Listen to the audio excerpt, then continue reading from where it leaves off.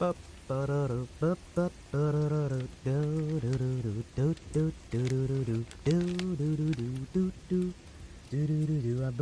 the intro again. Broke the intro all over again. Forgot to use the new setup. I forgot to use the new setup. I forgot to launch on my studio.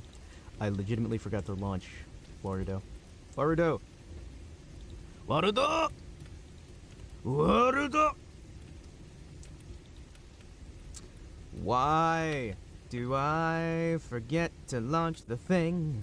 Why do I forget to launch the thing? It's broken again. I broke it again. Why do I always forget to launch everything that I could ever get? Why do I always forget to launch everything? It's always so broken here. Why did I forget to launch all the things? Why did I forget to launch all the things?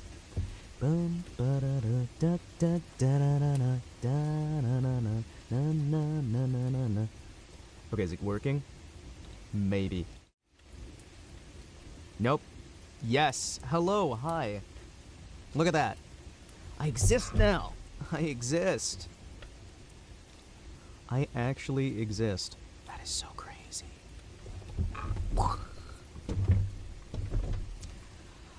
Okay.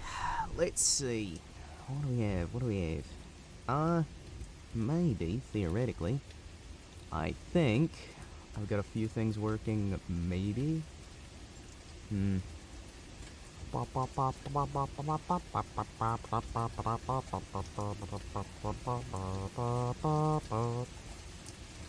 What if I turned the window resolution to like nothing? And then I was just like, here you go.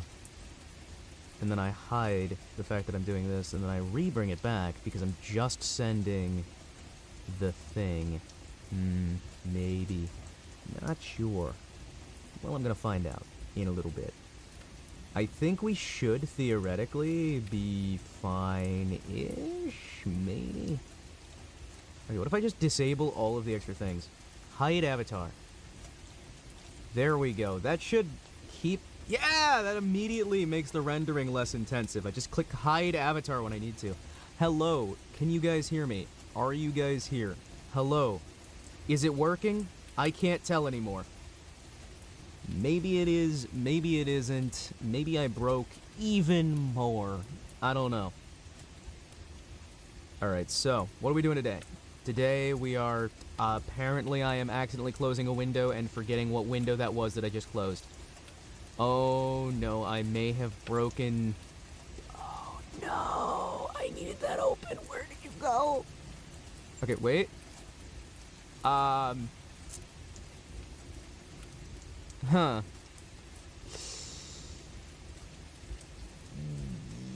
Okay. Huh.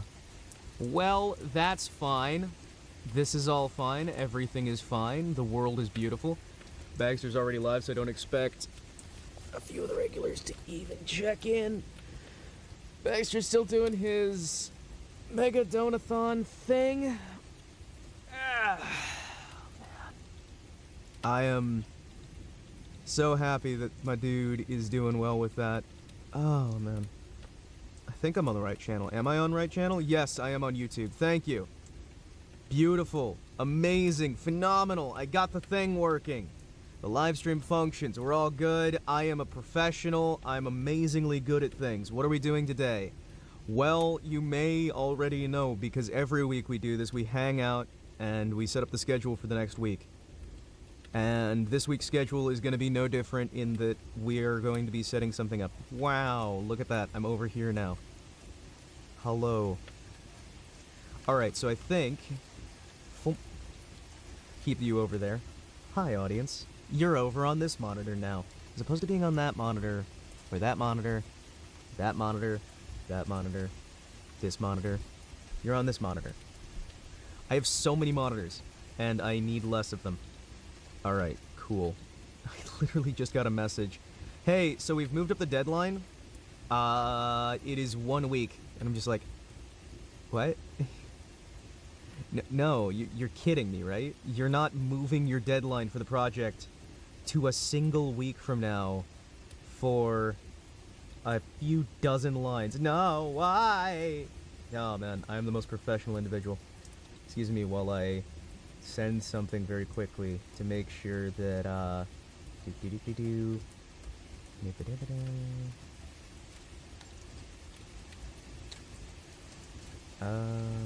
nope, don't have to. I was like, do I need to send a thing here? It's like, oh, wait, I already sent in those. Sweet! I am ahead of the curve! You don't understand, I am ahead of the curve. So, we've got the schedule. I would like, before we actually get into doing the schedule itself, to let people have time to slowly filter in. Slowly. I've got a basic schedule set up for the week. Part of me wants to change the colors for Spoopy Month, so we can have something attention-grabbing, but already I have set up the existing schedule as something of a horrifying eye bleach of sorts. Once we get more people in here, I am gonna start, like, asking around if there's any things people really want to see.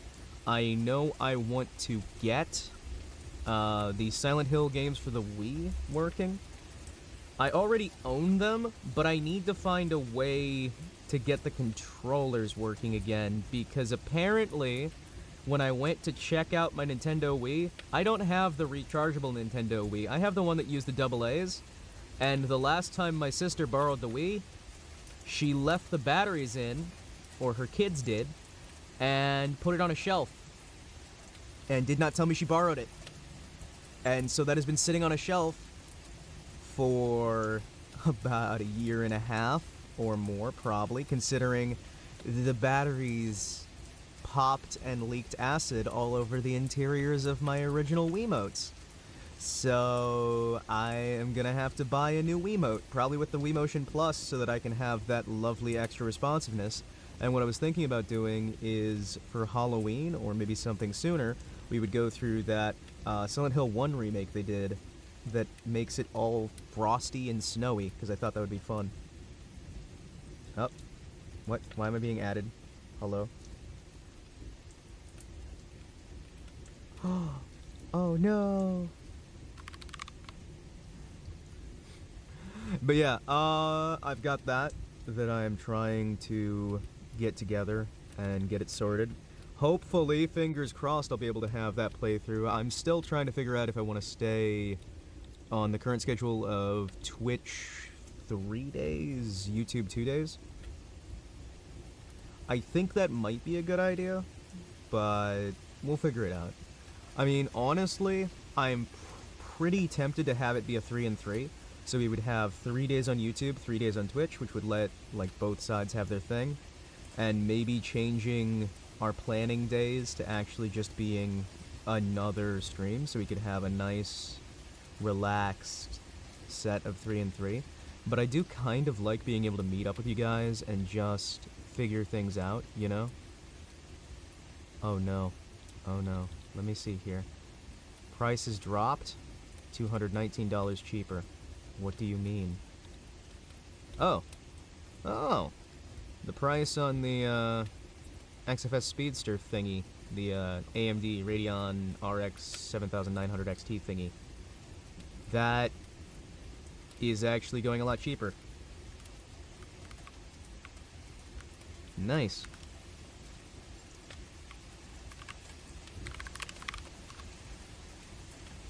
There. I renamed a thing and then redid a thing. And yes. Holy crap, they drove up the price of... Okay, so the Apollo Twin, right? The Apollo Twin, where I was like, okay, yeah, no, this will be really helpful.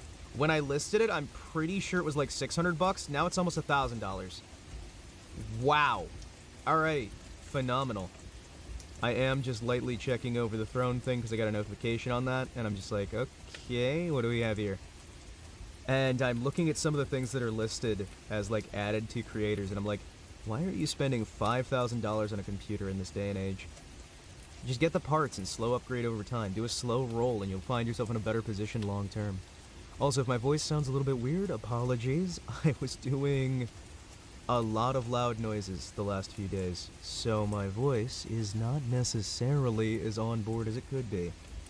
Hooray, hooray, Frabjous Day, Kalukale, everything is glorious. And by glorious, I mean completely messed up. Oh, I really wish I could just have one day, just one day, where things don't go horribly, horribly wrong. Hey, but at least my day is better than some people's day, as there's a little kerfuffle going on in a certain Middle Eastern country. Wouldn't want to be that situation. Oh no. I like how no matter how many times I shrink the size of my mouth always gets much bigger. Look at that! Ah! Ah! Mouth is doing its own thing. Mouth has just decided, nah, we're not cooperating. No cooperation. No thank you. Oh, wait. Is that why? I think I figured it out. Hold on. I may fix it. Let me just... maybe? Nope. What? Huh. Oh, there's gonna be a thing going on. Aww. Alright. I think I figured out the issue. I may have busted a thing.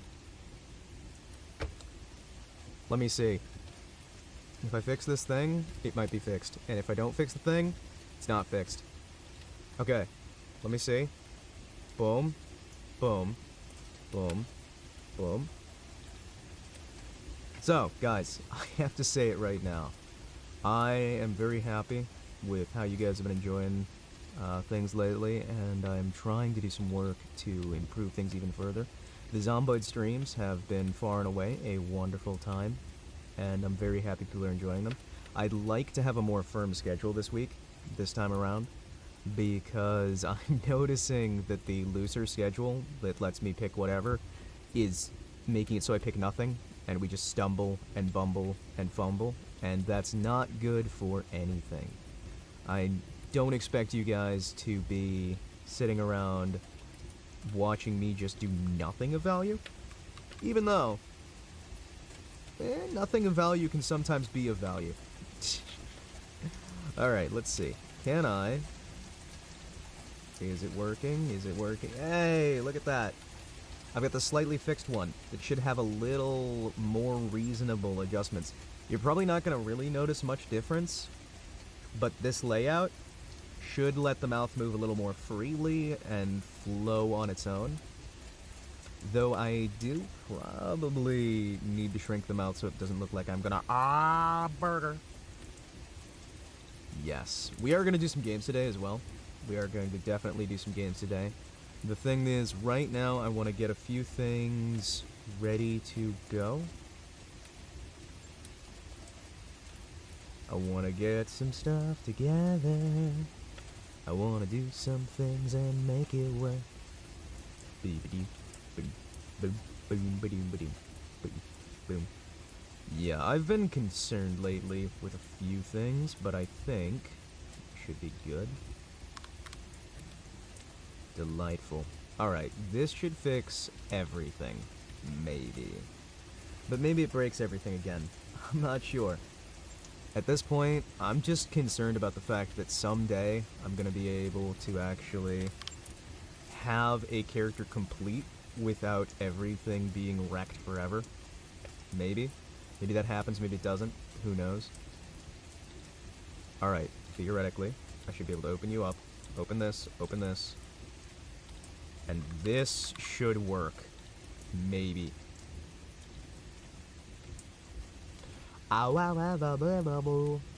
There we go! Phenomenal! Now I actually look like I have a mouth. It's supposed to...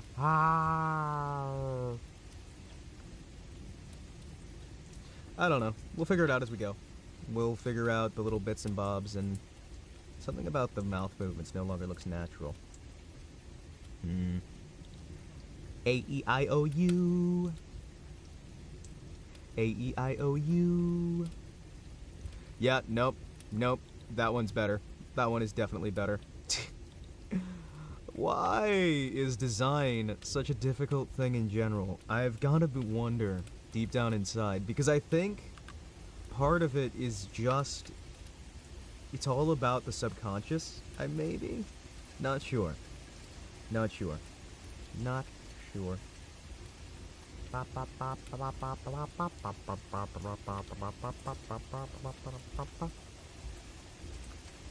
Alright, I think we've got everything good.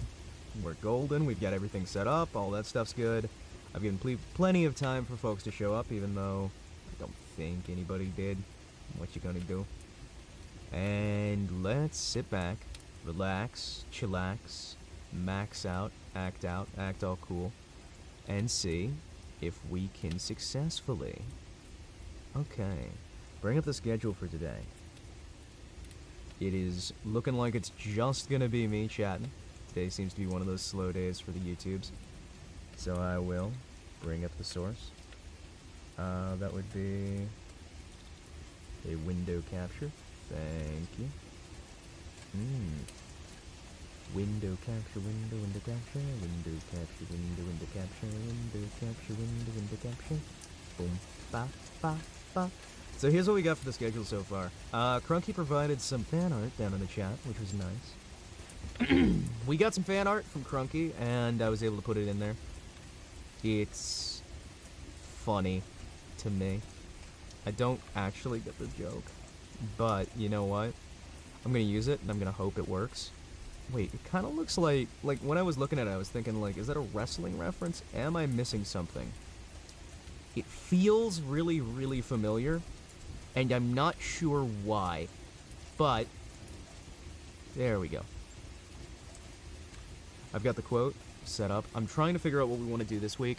I think it might be nice to revisit Silent Hill 2 for the October stuff. But we did kind of just go through there. Hello, Talon. I'm trying to figure out games I want to play this week. I'd like to have some actual games loaded up. I'm thinking. How are you, Maury? I am pretty good. I've been doing some model fixes, trying to get the geometry still working, having some minor issues with geometry bugging out, and trying to redo geometry when you've got blend shapes involved as well is really a pain in the ass, you know? It's genuinely been a complete pain in the ass to try and get things working. I've done some fixes here and there, some adjustments on angles and the like, and I've also been trying to get... You'll get used to it? Maybe. Or maybe not. Who knows? Maybe I just never get used to anything, and I just break everything forever.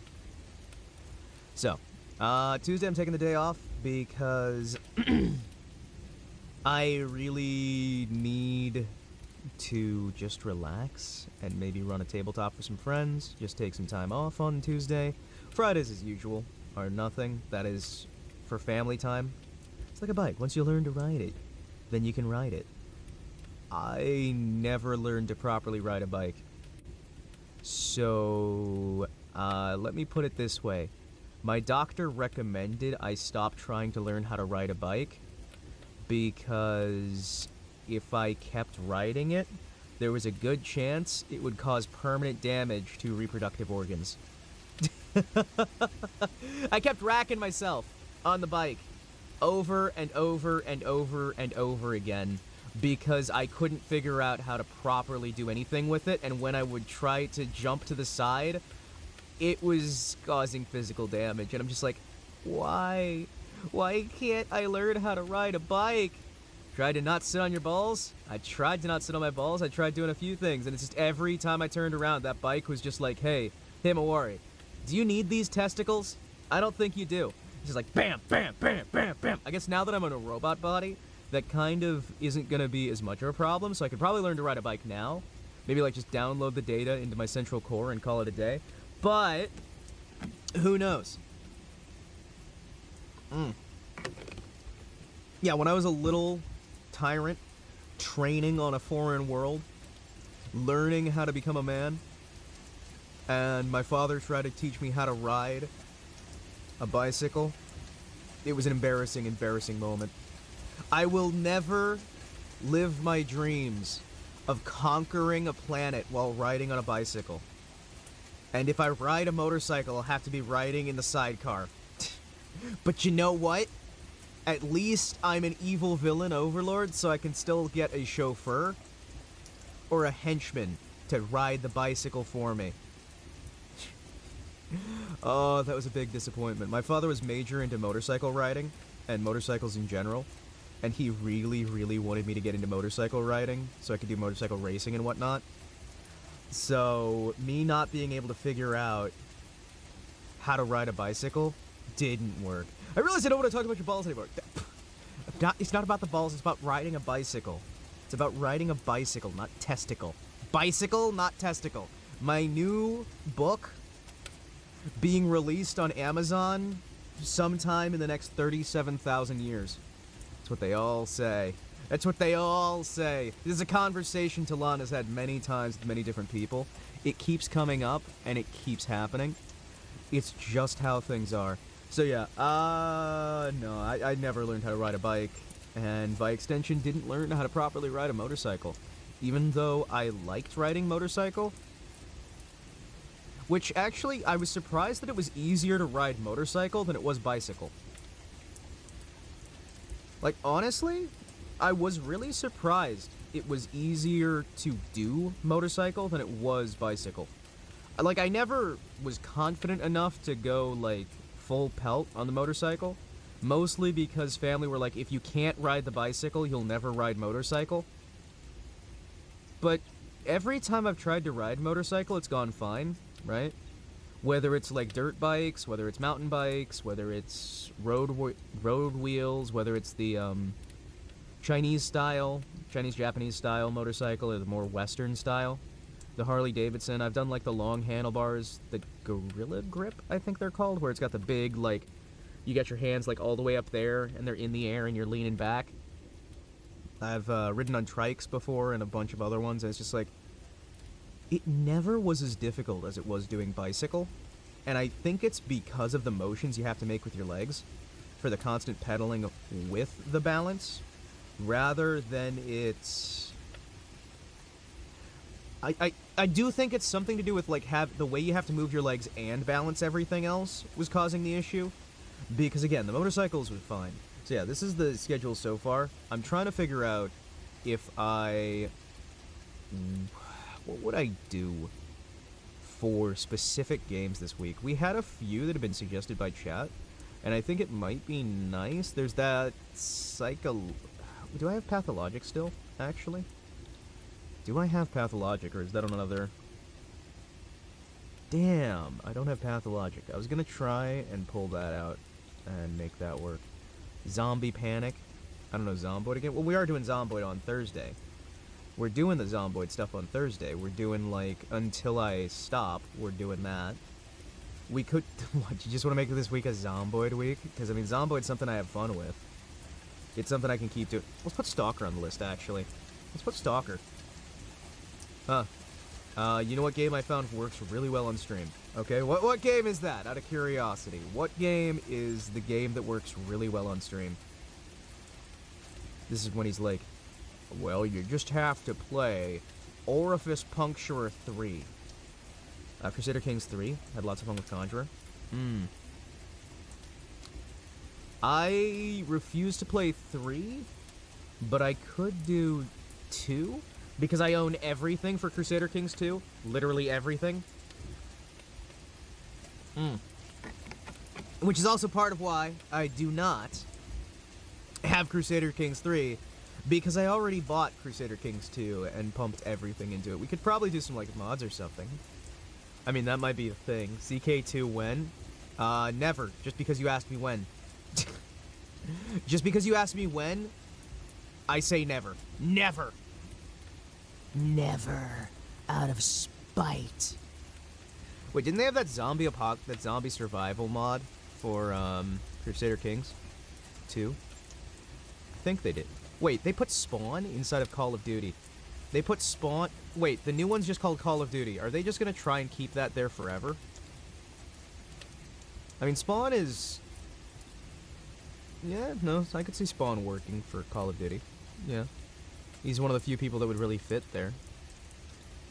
What is this? Like, they're constantly adding people to this. It is ridiculous. I bet you don't like Crusader Kings 3 for some boomer reason. Yes, Ariana Grande is also in COD now. Okay, you want to know my boomer reason for not liking CK3?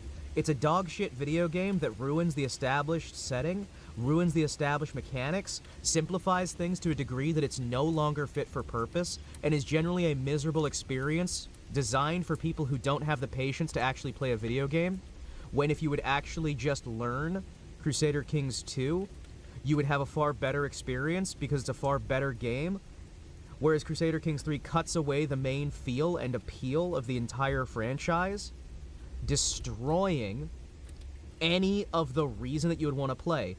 Paradox making a series of games where every iteration is worse than the last, and oversimplifying.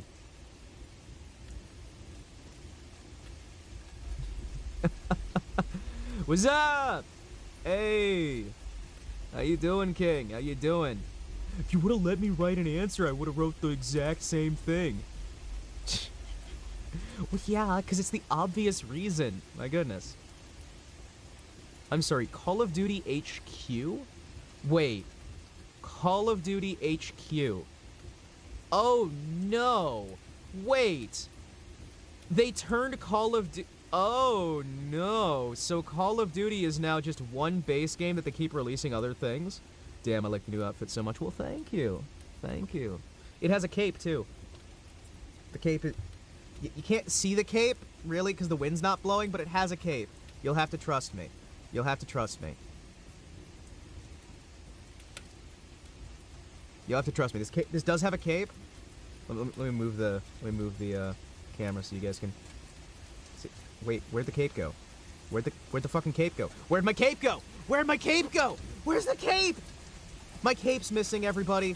Guys, we have to find my cape. I've left it somewhere. Oh no, the cape. The cape is missing. Oh no, this is a bad idea, guys. Guys, the cape has gone missing. Excuse me, I have to find the cape real quick. Where'd you go, cape? How did you get up there? What do you mean? How did I get up here? I climbed. I climbed. I was here last time. Did you not notice this yesterday? I've been in this tiny little bar for the whole time. Like since yesterday, pretty much. All right, let me just excuse me. Let me try and fix my cape.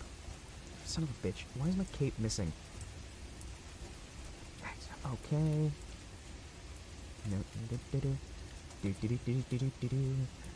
Wow. Okay. Well, yeah.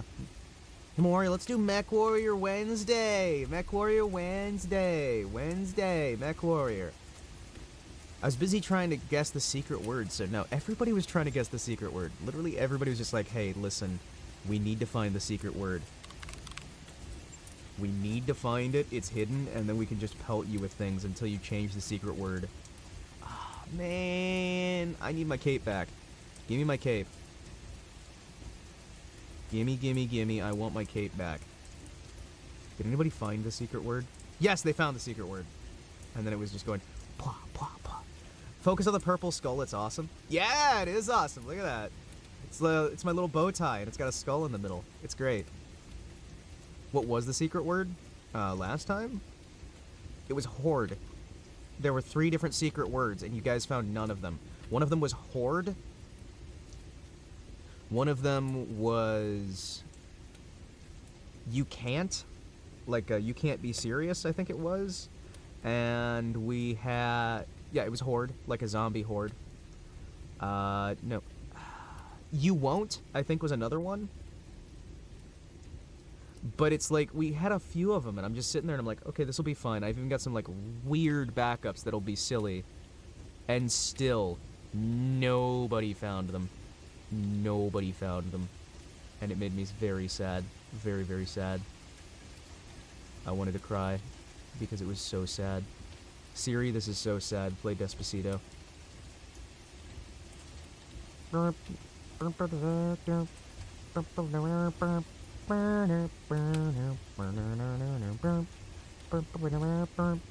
We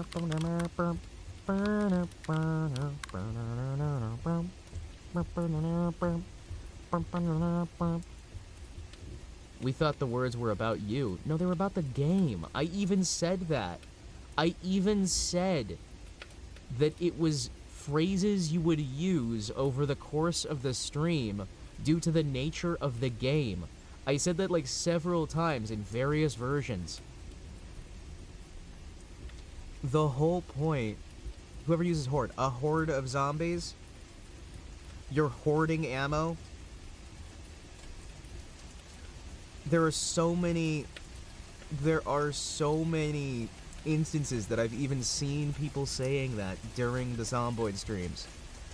People that are not nerds just call them groups. Wow. Wow. Okay, just calling me out, saying that I'm a nerd. Can't believe this guy. Cannot believe this guy. I want to know, actually, how does this outfit look when I add the hat that we made for the other one onto this? Would it look anything near decent if I threw the hat on here? Hold on, hold on, hold on. What if I throw the hat on? Okay. Hairstyle, base hair, hat. Where's my hat? Where's hat? I'm going to try I'm going to try bringing this out with the hat. Love the bow tie. Well, thank you. The bow tie was actually really hard to get right, but I'm really glad with how it turned out. And I'm slowly using Halloween to actually improve my base outfit so it looks better than just the standard suit. And we'll eventually figure something out, and it'll be good and golden and beautiful and amazing. So yeah, we could probably do endoparasitic, I guess. It's not really my kind of game, but that is one that is generically popular. Alright, let's see. Hat. Okay, hat and cape. Good, good. Let's see. Yeah. You were there for it? Good, good. I wish more people were there for all of my streams, and I could hang out with them forever, and they'd be like, oh my gosh, Himawari, you're so amazing. You're incredible. Look at you. I think Himawari had elf genetics. Well, I'm a robot. These are antennas. Like, I've said before, I'm an android. These and the Ahogi on top are just to help signal boosting. It's Halloween. Do something spooky. Well, why do you think I'm saying we're gonna do something spooky? I'm trying to ask you guys for, like, what do we do spooky? And you guys are just like, oh, did you guys hear that apparently they're saying you can't say spooky on Twitch anymore?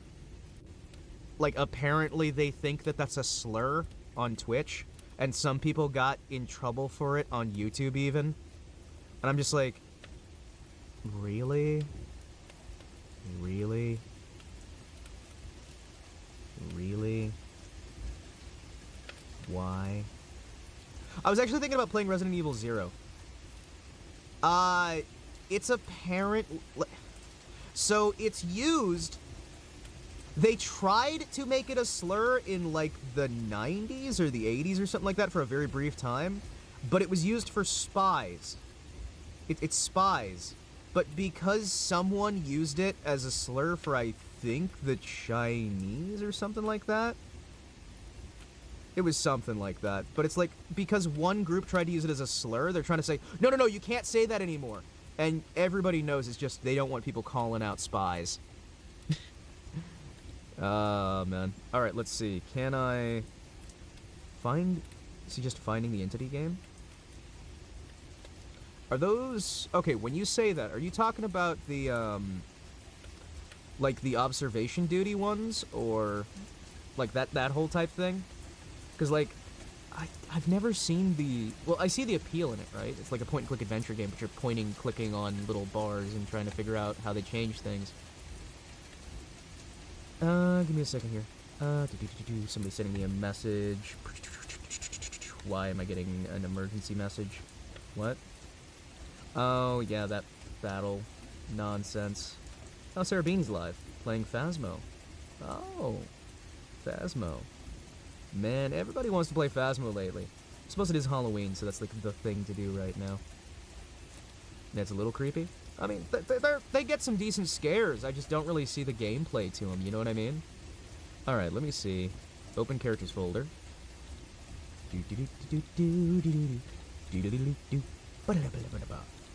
I'm tickled pink that things are rosy and skies are blue once again. Alright, let's see. Hey, look! It's me with the hat! Guys, what do you think? Hat or no hat? You guys like hat or do you want no hat? Because we can have hat or we can take hat off. My amazing hat. Look at my hat. My hat is amazing. Give it a lick. It tastes just like raisins. This is my hat. It's very fancy. I like it a lot. Amanda the Adventurer. Okay, now that one actually does have some decent gameplay. Like, as far as horror games go, at least that one has puzzles, right? That one has some puzzles, and despite seeing it, I don't remember all the puzzles, so that one could actually be fun. Like, legitimately could be some just, like, fun little, like, silly, spoopy, scary stuff. I was really interested... Okay, what was the puppet game? There's that puppet game that came out not too long ago that's like the Resident Evil style thing, but with puppets. That's not quite mascot horror. I like how genuine that one feels, and I like the general, Resident Evil style gameplay, and I even kind of like the, oh, what's it called? The puzzle elements here and there. I kind of like it. I'm trying to remember what it was. My Friendly Neighborhood? My Friendly Neighborhood, or is it My Friendly Neighbor? But I remember, like, that one was, like, right up my alley, because it scratched that kind of Resident Evil itch that Gloomwood also scratches. Man, I like Gloomwood so much.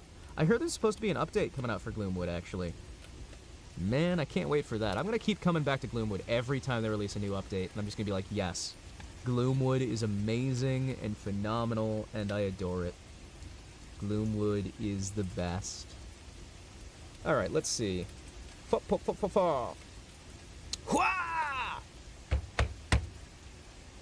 So, we could do endoparasitic. How much is endoparasitic? How much is that? Because that one looked like a Flash game. That is $10. Really? Huh. Feels weird. Like, that game really... There is a game that was super scary for me when I was a kid. Oh, what game was that? Oh shit, you know what we could do? Chizo Mythos. We could do like one of the Chizo Mythos games. It's been a while since I played a point-and-click game. You know what it is? No, I don't know what specific... There's so many different games. And I also don't know your age demographic group, so I'm not sure which game that would be. Because there's been a lot of really, like, nice, scary games that even kids can get into. Minecraft. You know, honestly, I could see that. Honestly, so I bought into Minecraft during early alpha, right? The first time we were able to actually pay for it, I bought in very early on. I have had several accounts on it. It's a fun little thing, at least it used to be. I supported Mojang, but the Microsoft buyout kind of killed interest in the game for me, because I knew exactly what they were going to start doing with some of that stuff due to previous policies. It was so creepy. Oh, yeah, no, there were points that it was very creepy. It had the creepy sort of music, the sound design was nice, you had the weird music discs that were in there. There was some genuinely, like, decent creep factor to it. Yeah. No, I can see that. I can definitely see that being a creepy game. We could try and... We could snag, like, one of the Slender games or something. Like, those ones are so lame, but they're also, like, they're classics in the field of generic YouTuber bait. I do really want to try out Amanda the Adventurer. I might want to put on the list, honestly. Just because that one, I kind of like some of the stuff they're trying to do with the stylation on it, and I like how it feels like it's actually a game. Almost anytime a horror game actually feels like a game, and not just like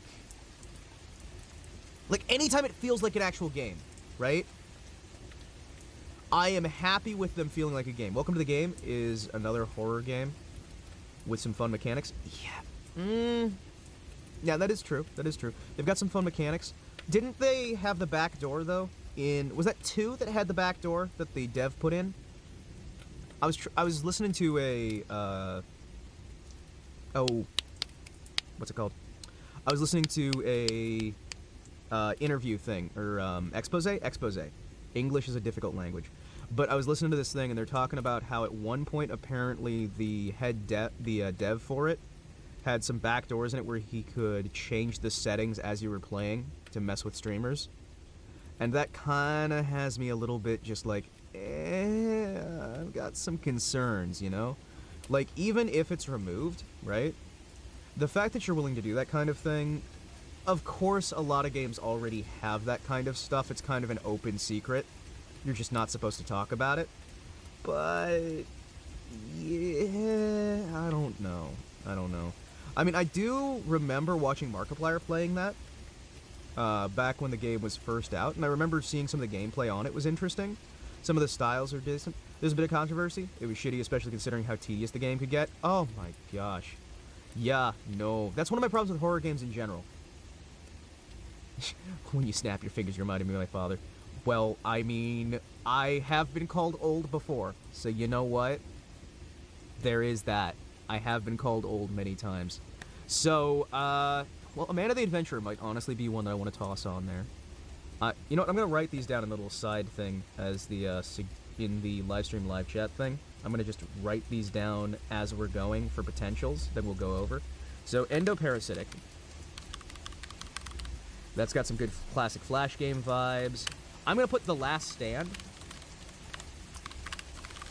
Or Last Stand, the series. Just because that has... It's a zombie game. It's not really scary, but it's got good feel of general survival, right? That could be a fun one. I will put on Man of the Adventure. Because I think that one could be interesting. Nah, Himawari, you're not? Hey, okay. I'm trying to think of some other options on ones. Hey, you're a cool old guy. You know what? I'll take that. I'll be fine with that. That's fine by me. That is fine by me. I would never say it about myself, but hey.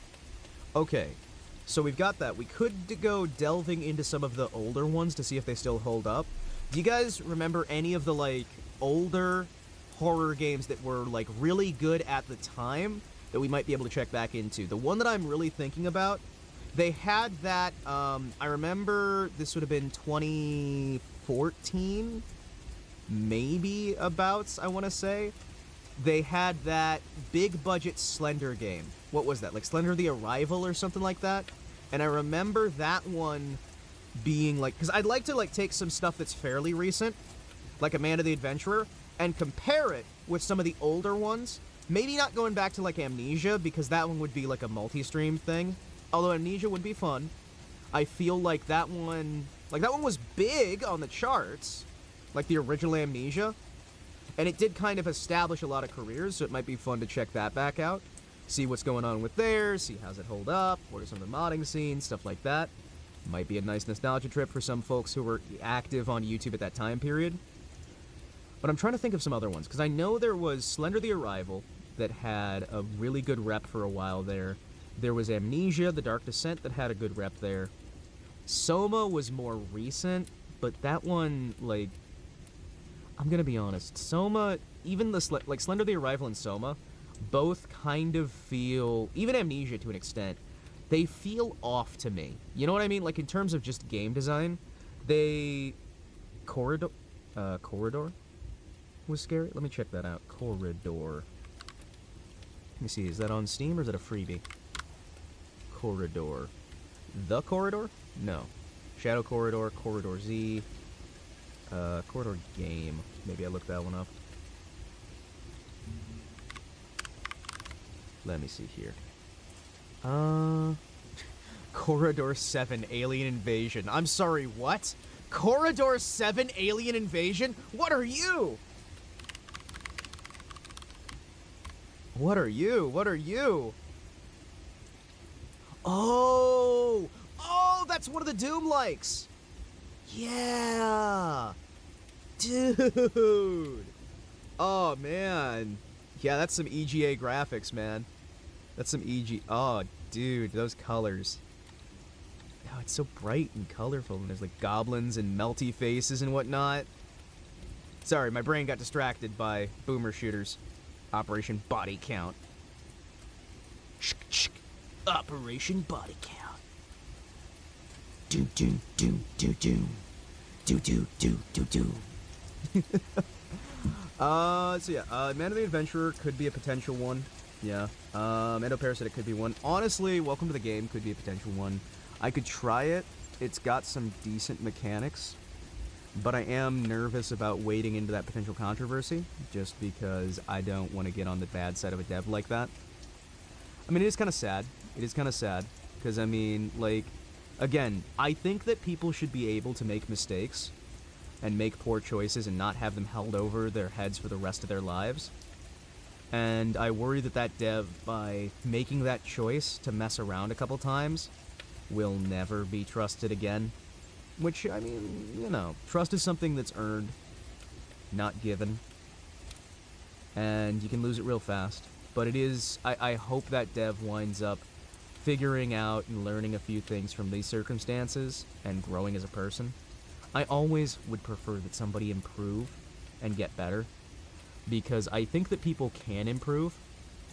I just also think that a lot of people choose not to, and that a lot more people will oftentimes not allow someone to improve, because there's so many people out there who just really, really, really do not want to allow anyone to improve, and think that they'll make the world better by stopping people from being able to improve. There's this game, I forget the name of, Pixel Horror.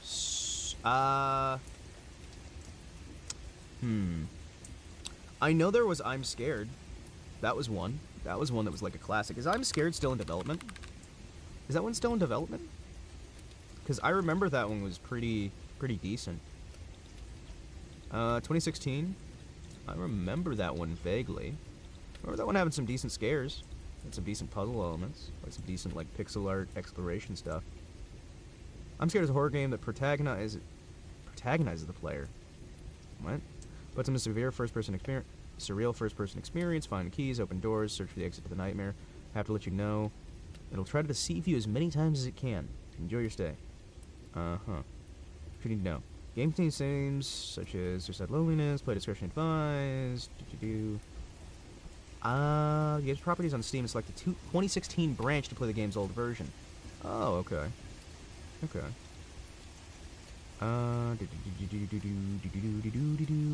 Awkwardly presented. Several points in the game where you're reading a text, playing the game. During these segments, you can put the game in windowed mode, but the window is incredibly tiny. Oh no. Game crashes and closes itself in several... man, that one's gonna be a pain in the ass to actually record.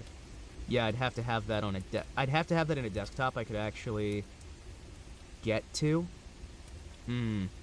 Yeah. Yeah. That one's probably not gonna be a great idea. You know what's really scary?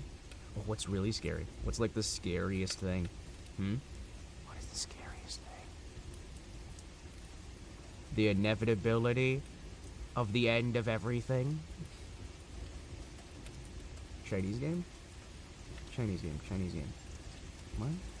Chinese games in general, or? Because, I mean... let me look this up.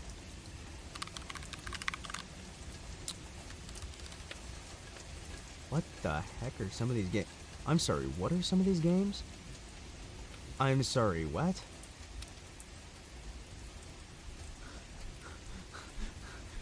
There's a game called Chinese Parents. In this casual sim, set in China, step into the shoes of a kid from birth to high school. Study hard, have friends, have fun, face the ultimate challenge.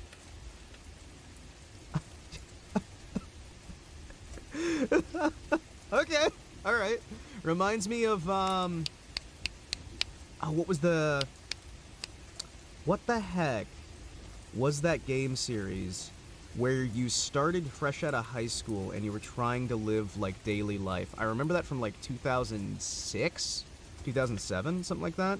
They had a whole series of them, and you would try to do, like, managing your finances and starting as a broke guy just out of high school, and you had to, like, figure out how to balance work, life, education, friendships, make relationships, and try not to be horribly sadly alone at the end of the game's timer. Or die. Try not to die. That was also a thing. And I remember that I found an exploit in the first one, I want to say, where you could like buy and sell items to get a little bit of extra cash by double clicking rapid fire succession. And I remember there was like, it was fairly easy to edit. That was one of the first games that I ever hex edited to try and just play around with and see if I could water.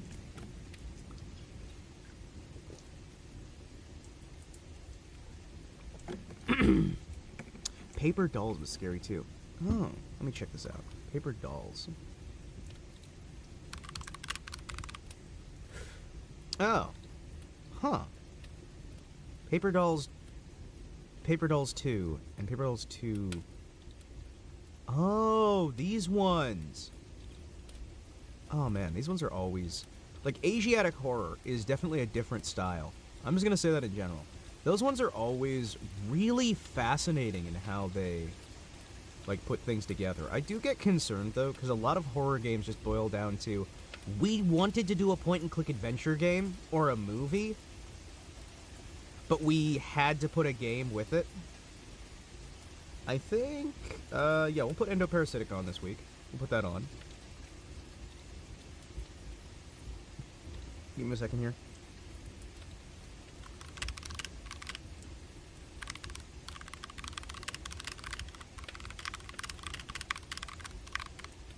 There we go.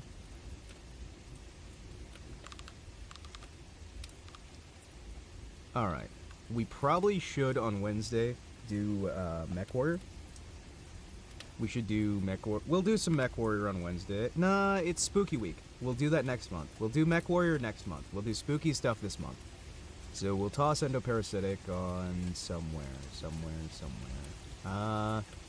You know what? Amanda the Adventurer sounds like a Monday game.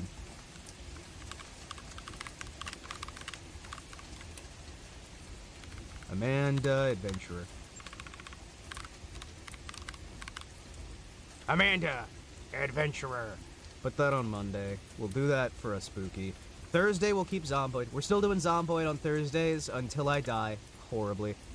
We'll put Endoparasitic on one of these days. And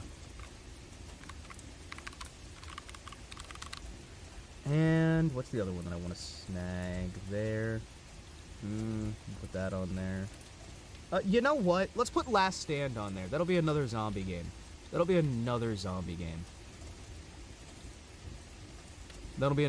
game. So we'll have zombies.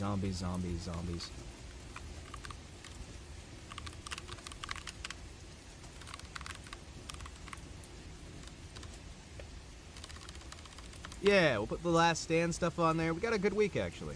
Endoparasitic, Amanda the Adventurer, Last Stand, Zomboid. I think that'll be good.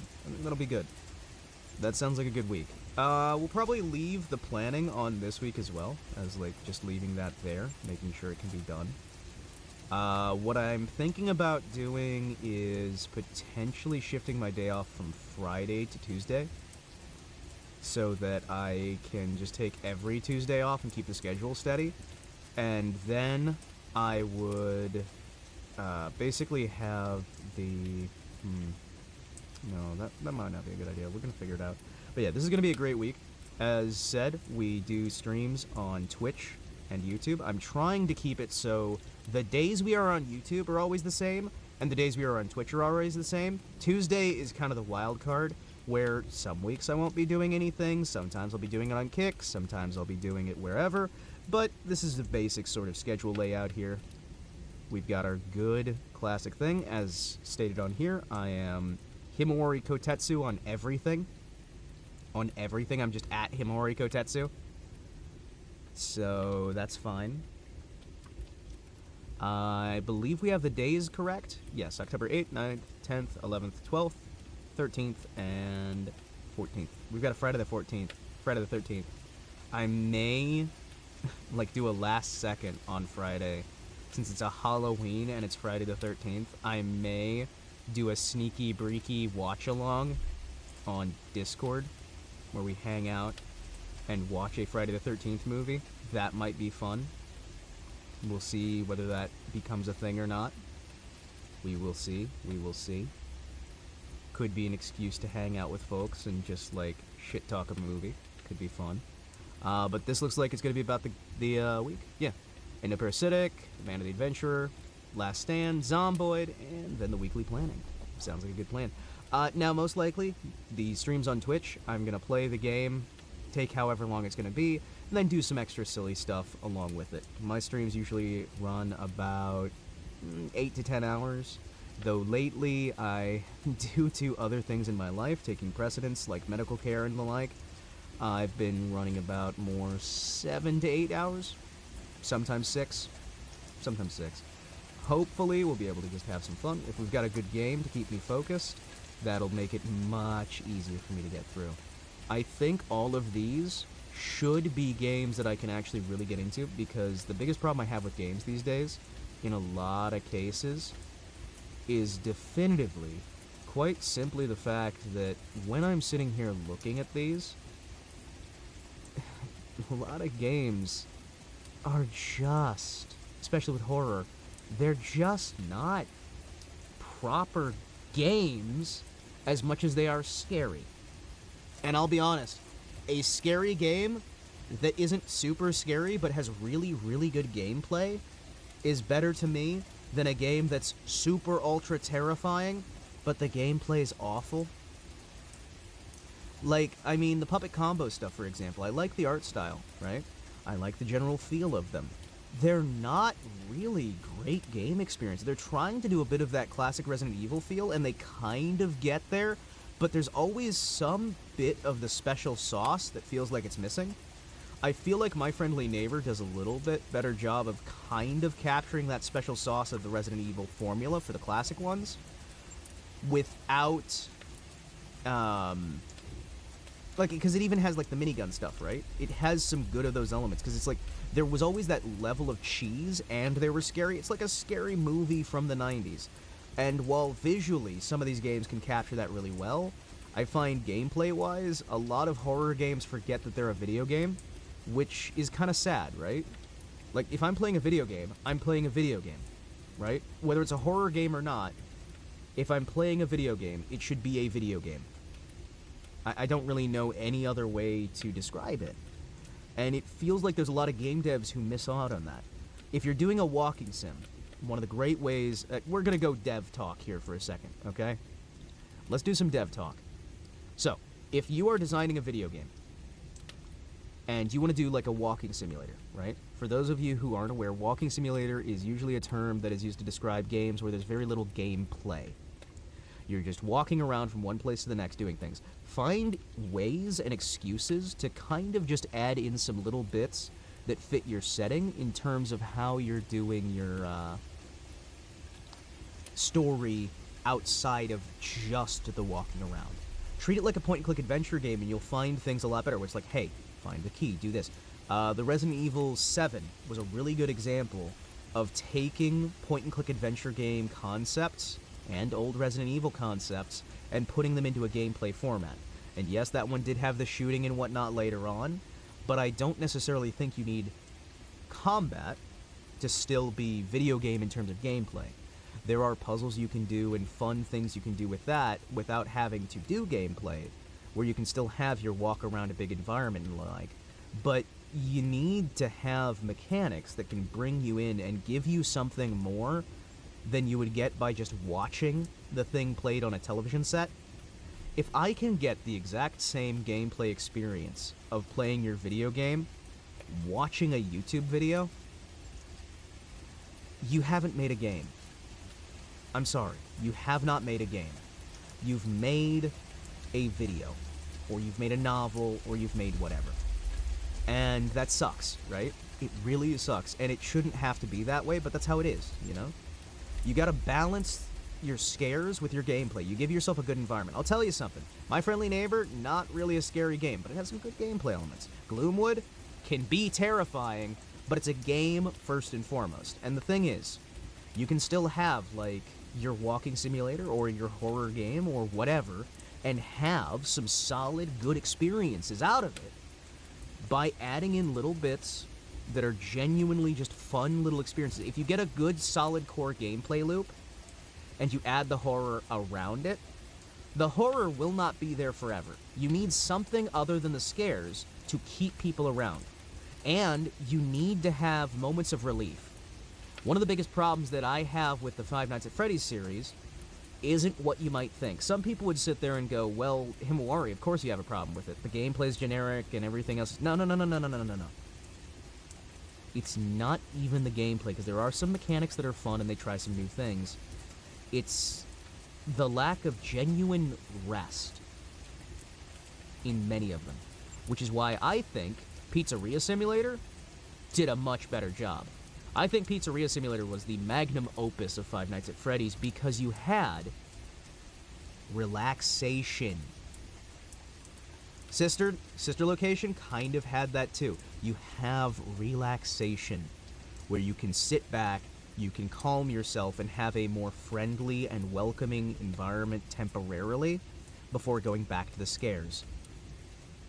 You need things that keep the scares fresh, but you also need a core gameplay loop that keeps people pushing forward.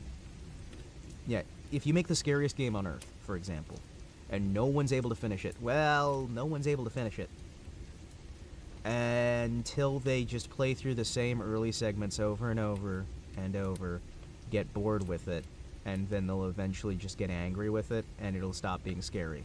Because it's only going to be scary for so long. And there are a lot of YouTubers and content creators out there who will sit there and talk about how scary it is, but I'll tell you, a lot of them, a lot of the big content creators, the small content creators across the board, you'll be playing up your reactions, trying to do what you can, and the game basically stops being a video game and starts being a vessel for the entertainer.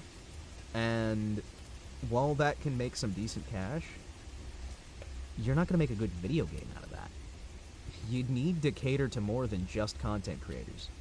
And by making games that are games, with a nice story built in, by marrying gameplay and story, marrying horror and other elements together, you can get yourself in a far, far better scenario. You know, you really can. In my opinion, I thought it's actually good to be more different types of games because people love good balance. Games, horror games, other people love to be more video game, others like gameplay more than the scary part. Well, I mean, like, and there are, again, a horror game doesn't just have to be one style of game. The point-and-click adventure, which is what you're doing with a walking sim. You're making a point-and-click adventure game without puzzles. And you can, like, move your character instead. So that's whatever. It's just a point-and-click game that you're putting extra steps on. Just make a point-and-click game if you want to do that. And you know what? I've loved some good point-and-click games. The Chizo Mythos game series is phenomenal, right? Well, the first one was really good. And the sci-fi one was really good. The rest, it lost its way. Mr. Croshaw did a good job in some parts, and I would argue that his prisoner platformer game was actually, like, much more entertaining, because it, again, had good gameplay, whereas the point-and-click adventure games, they're a nice little, like, interactive fiction story. You don't have to play them. There's nothing they really bring to the table for playing.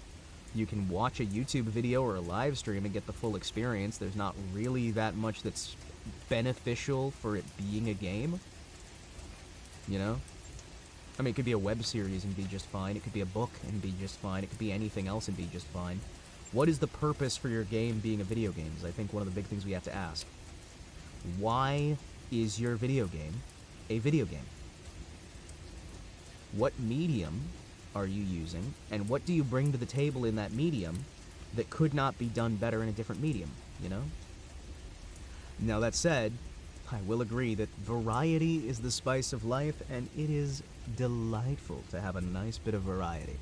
It is really nice to be able to have some games that are, like, hey, this isn't too scary, but it's got good gameplay. This is really scary. It's good to see different, like, action horror, where you're, like, doing a bang, bang, bang, shooty, shooty. And it's a little bit scary, but it's more just the fun of just run and gun. I love some of those games, and we don't really get them as much. The more just horror things. But to be but Himawari, there is a video in video games, so... Yes, but there's also games in video games. And if it's all gameplay, I mean, like, again, what is stopping your game from being a board game? What is stopping your game from being a movie? What is stopping your game from being these other things? What makes it necessary to be a video game? And, hey, not every time do you have to worry about that either. Some games can just be what they are, and that's fine. Indigo Prophecy can just be some weird-ass movie that for some reason they decided to add in Simon Says, which, I'm gonna be honest, if the Simon Says was taken out of the game, would make the game actually better. Which is a nice counterexample to my idea that you always need the gameplay stuff. Indigo Prophecy was not benefited by the gameplay elements they went. There's no, like, hardline rules with this stuff. There's hardline tools. Game design is not a matter of the rules of building a game. It is an art form, so it is about the tools of building a game. It is about the things that are used, the toolbox that you have, and how you put together an experience at the end.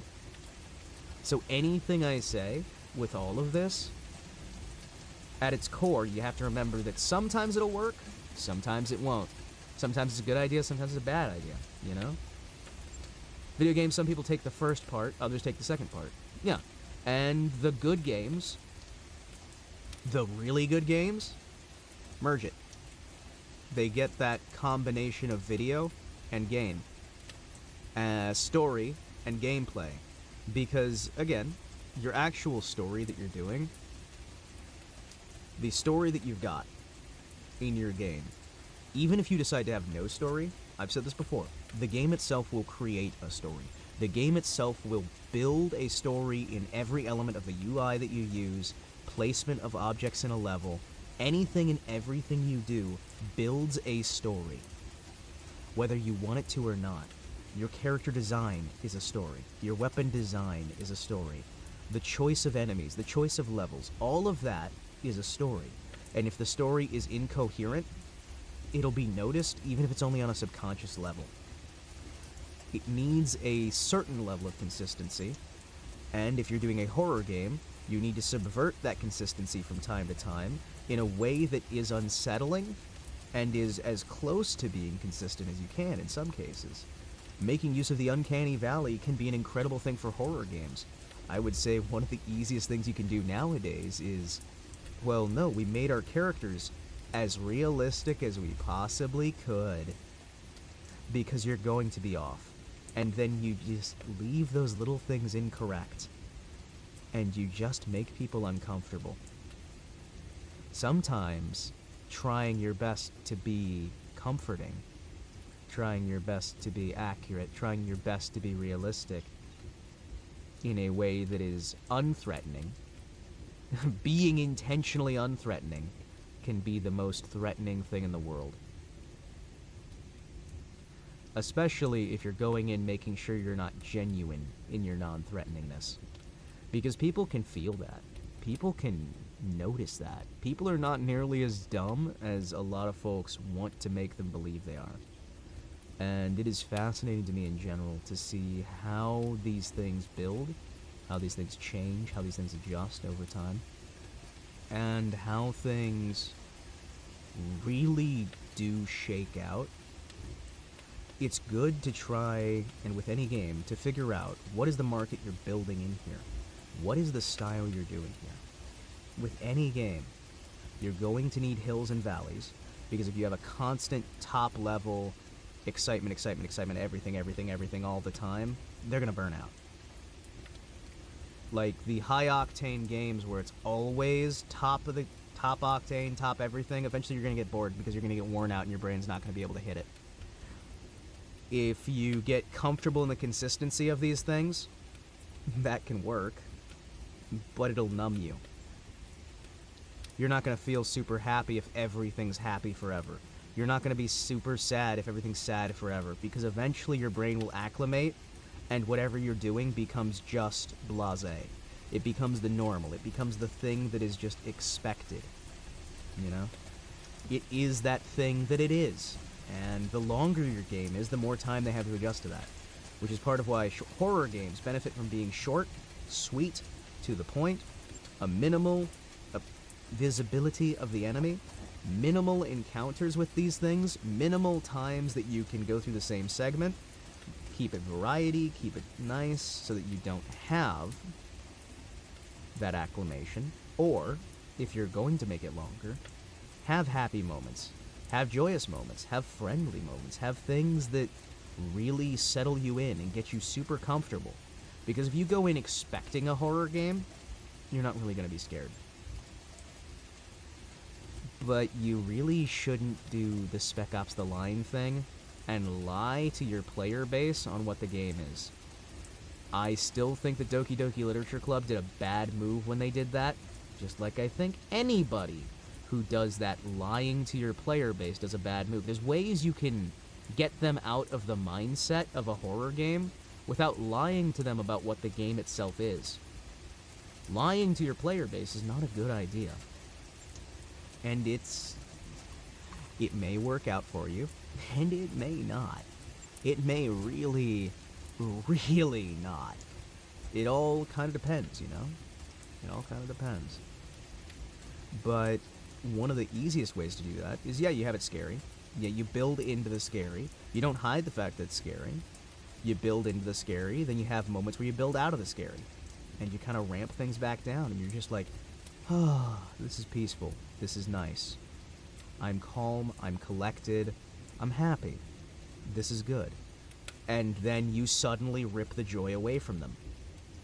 Then you build it again. Then you rip it away. Then you build it again. I'm late. What's happening?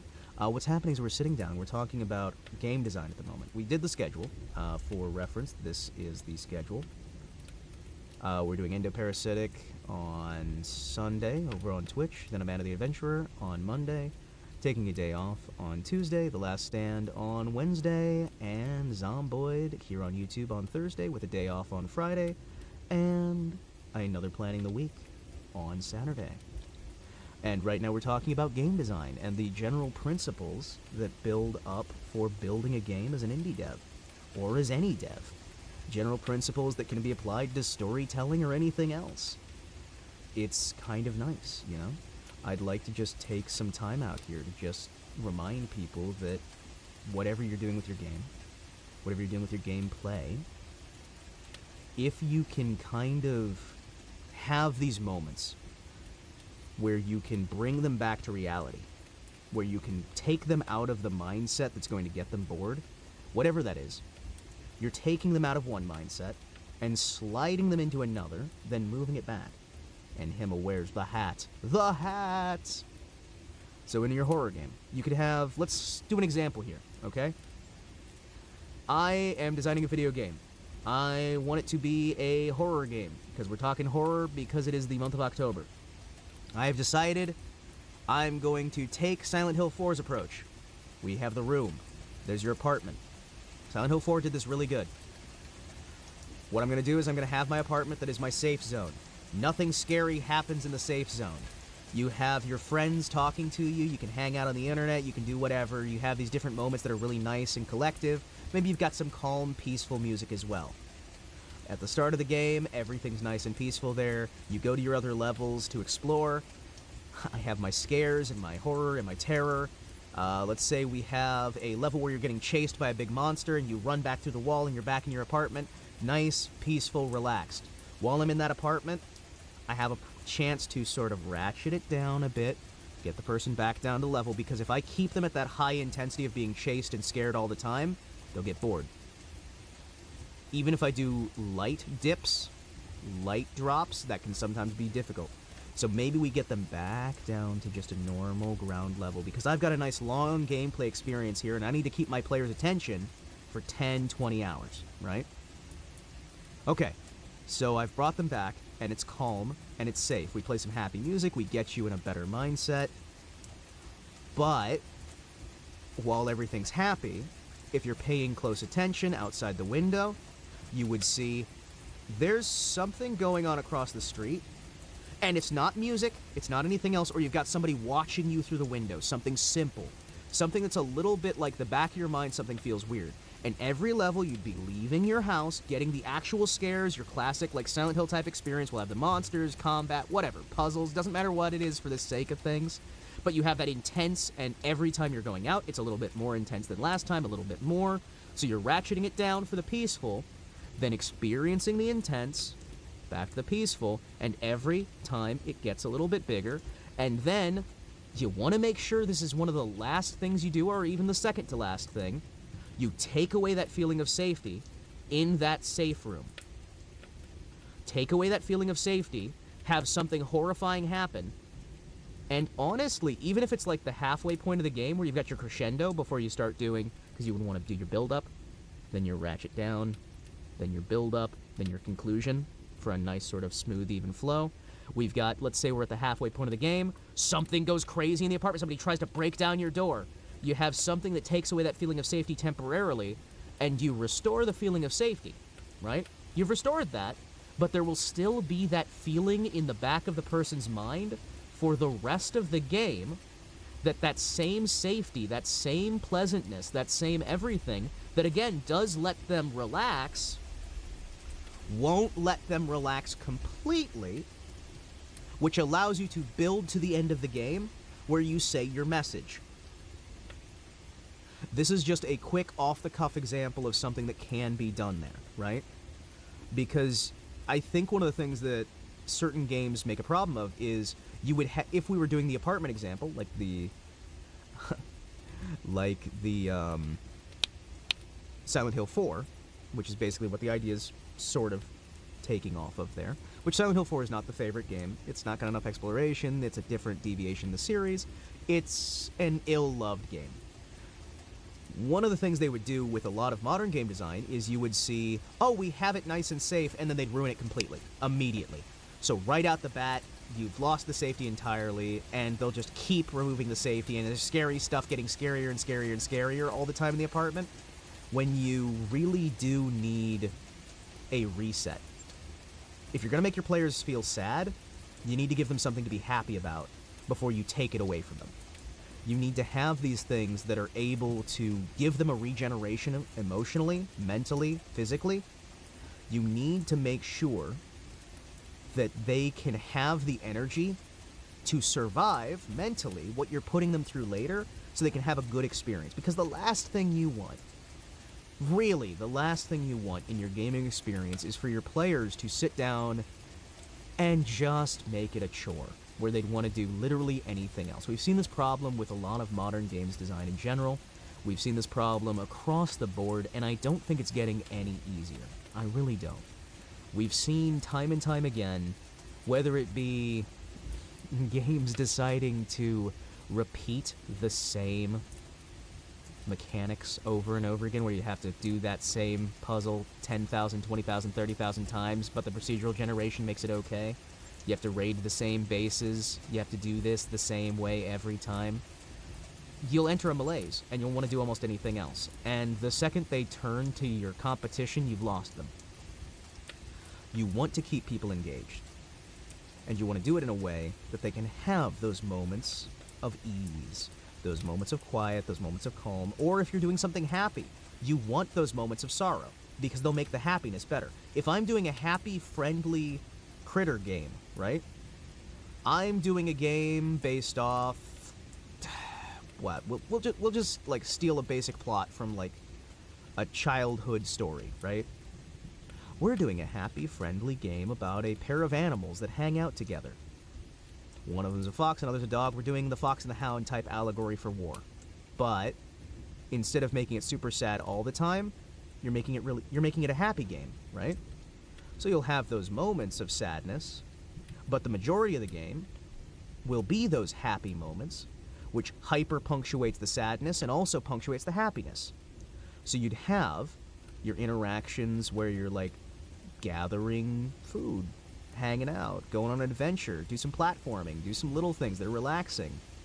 And it's not got this really oppressive atmosphere, because the sadness that's going to come in there when you have those, like, big twists, or you have, like, oh, your dog buddies turned on you or whatever, and you've got this sadness of there, and then you have the power of friendship causes this to be a nice, safe return, right? But, again, what I'm saying is, we say the roller coaster of emotions. It's not so much, the focus wouldn't be on the sadness, right? The sadness is a punctuation for the joy. You know what I mean? You are having that sadness in there, and yes, it would be sad, and it would probably make people cry, but by having the sadness, the joy means something more. This is a theoretical game, Talon. This is a theoretical game. I'm talking about game design principles. We're not talking about an actual game that exists right now. But, like, if you just have the happy the whole time, they're gonna just go, oh, this is just normal, this is the way the world is. Having those little moments that kind of bring you back to earth, bring you out of that just enough, it is kind of a balancing act as well, because you really want to make certain that while you're doing this, you don't take them so far out of it that they can't get back into it. That is one of the problems I have with modern cinema. We'll see the Joss Whedon effect, where they add comedy punctuation to every serious moment. You'll have big bad guy who's done something horrifying, and then one of his henchmen will make a joke. Yes, I've just killed your parents, and now I'm going to destroy the entire planet so that I can rule it. And then his henchman will go, well, how can you rule over the planet if you've destroyed it? And then all of the tension is just zapped out. Whereas if you had the sadness, the sorrow, the tension, the build-up, and you gave it room to breathe, then after the big bad's gone, instead, you have someone who is diffusing the tension in a different way, right? So instead of having the sidekick, the villain's sidekick going, well, how can you rule the planet if you destroy the planet? You have, they're sad, they're in jail, they're sitting down there at their lowest, and instead you have him come over and go, yeah, I don't really get it either. But hey, you know, on the bright side, we got good food here. It's just, it's a stupid thing. It's a stupid moment, and it's still doing a joke, but the joke becomes less, look at me making the main villain less of a threat, and more, I'm sorry, do you not know how to human? You're saving the joke until after. You know what I mean? Right? You're saving the joke until after the moment's passed. You're building these things in a way that is allowing the moment to still build, but making sure you're checking on the audience and just being like, hey, you still with us? You still good? You still holding on? You bring them down just a little bit, then you hit, then you go, then you hit, then you go. And whatever you're building at, you're having a slow buildup of stakes, you're having this buildup of tension. This used to be basic writing classes, right? I am not saying something super wise, super obscure, super anything. This was just the standard understanding of writing for hundreds of years, right? And I feel that whether it's game design, whether it's story writing, books, movies, or anything else, we've lost some of that aspect. We've lost a level of that understanding that I think used to be commonplace. And it's sad. It genuinely is. It really, really is. There are so many ways that you can ruin a recipe. You can put too much salt. You can put too much cinnamon. You can put not enough salt. You can put not enough of anything. You can put too much. The wrong balance, the wrong everything. But even if you've ruined the recipe from what you were trying to make, I would like to still say that doesn't mean you can't make something else. And if you know how to have these moments where they aren't all the time, but they're seasoning, just a little bit of spice, bring you back to a different positioning, you'll see that your gameplay experience will get better. Because while a good story cannot carry a game, it really can't. A good, great story can't on its own carry a game. It can sometimes. Again, everything I'm saying here is not rules, it is tools, right? I have to stress that. There are times when the Marvel-style Whedon writing thing can help. There are times when ultra-serious can help. You really have to get a feel for the kind of player base you're going for, the kind of audience you're going for, and figure out when to pull off the gas, when to accelerate, and sometimes when you should pull off the gas is the perfect time to accelerate, because you're building a flow. In some way, a game, much like a movie or a book, is a song. That means that there are certain motifs, there are certain aperitifs, there are certain elements that are gathered together that will flow and swing and have a motion to it. And you're moving from one step to the next, like almost a dance. 1, 2, 3, 1, 2, 3, 1, 2, 3, 1, 2, 3, 1, 2, 3, 1, 2, 3, 1, 2, 3, 1. And for most of it, you're doing that slow and steady flow. But you've got those key moments where we speed up a little bit and things go intense before they slide back down to a 1, 2, 3, 1, 2, 3. And even with music, if you're doing a low, droning constant, or you're doing a constant speed, or you're doing a constant anything, you're going to lose interest. And I realize that I am talking in circles over myself with this, but that's because it's a stable point, and I don't plan these things out in advance. This is not like me going in and deciding, today I want and have to do a game design philosophy talk, you know? This is not me just going, hey, let me instantly describe this brand new character concept for no good reason.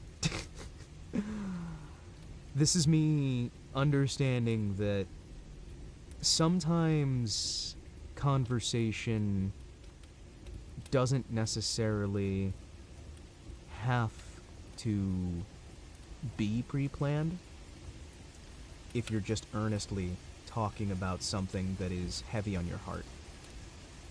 And as somebody who has spent my entire life looking at games and books, looking at cinema, looking at theater, looking at these elements and examining what makes them work, what makes them fail, as someone who genuinely has a deep-seated love for games and entertainment, stories and adventures, I see these ways that things could be better, and I want to share them. I want to share what I've noticed, and whether it's something important or not, whether it's something that actively improves a game, I want to still try. And some people get on my case because I can get angry about games, and I can talk some mad smack. I can get angry, I can shout down a game designer, I can shout down a game's design in general, I can just go, oh, this is bullshit because of this and this, and I can scream and shout and stomp my feet. Know that at the core of it, as always, there's a love and a passion. And if I was not interested enough in your game to talk about it, I wouldn't talk about it. If I didn't enjoy the experience enough to come in and say, this is my feeling, well, would I be saying it? If you really dig down to it, even someone talking shit about what you're doing, how it's awful, how it's terrible, how you'll never do whatever, they'll say the dumbest things. They cared enough about what you're doing to say anything, you know? They noticed it, and a lot of people are assholes. They are.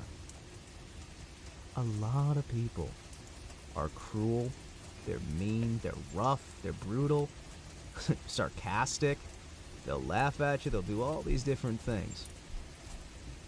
But they interacted, and they saw it, and they saw your project, and some of that advice, some of that statement, some of these things may hurt, some of it may be annoying, some of it may be frustrating, some of it may just be downright bad or unhelpful, but you're making an impact.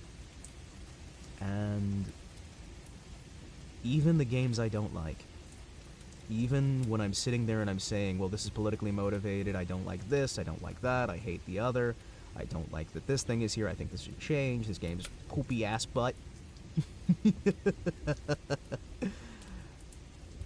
I still enjoyed your game enough to talk about it. And I still thought about your experience enough to say, this has had me feel something, you know? And there are a lot of games I don't talk about at all. There are a lot of games, like, I don't know if you guys have noticed this, but sometimes the more I enjoy a game, the more I criticize it. Sometimes. And sometimes I just freak out and I just go, why? What the fuck? Why would you do this? Why would anyone ever do this? What is going on? But I do that for everything. I do. And it's because I love the medium and I love the work that goes in. And I've been behind the keyboard. I've done level design before. I've done model work, texture work.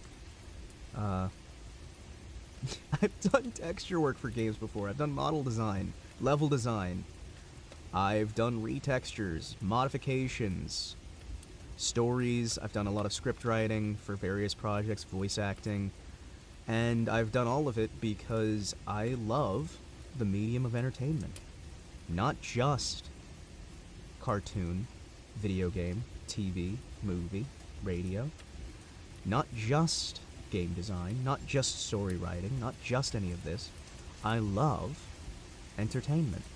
I like entertaining people. I like showing people something, you know? I do singing as well. I'm also a musician because I enjoy entertainment. It's something that allows you to escape from the world. Some of you have heard this before, some of you have not. I, for a while, after the dissolution of a prior project, had some issues and some sorrows, and I looked to a family member to help me with that by getting me into private security. I've told the story before, but I made some mistakes, and I saw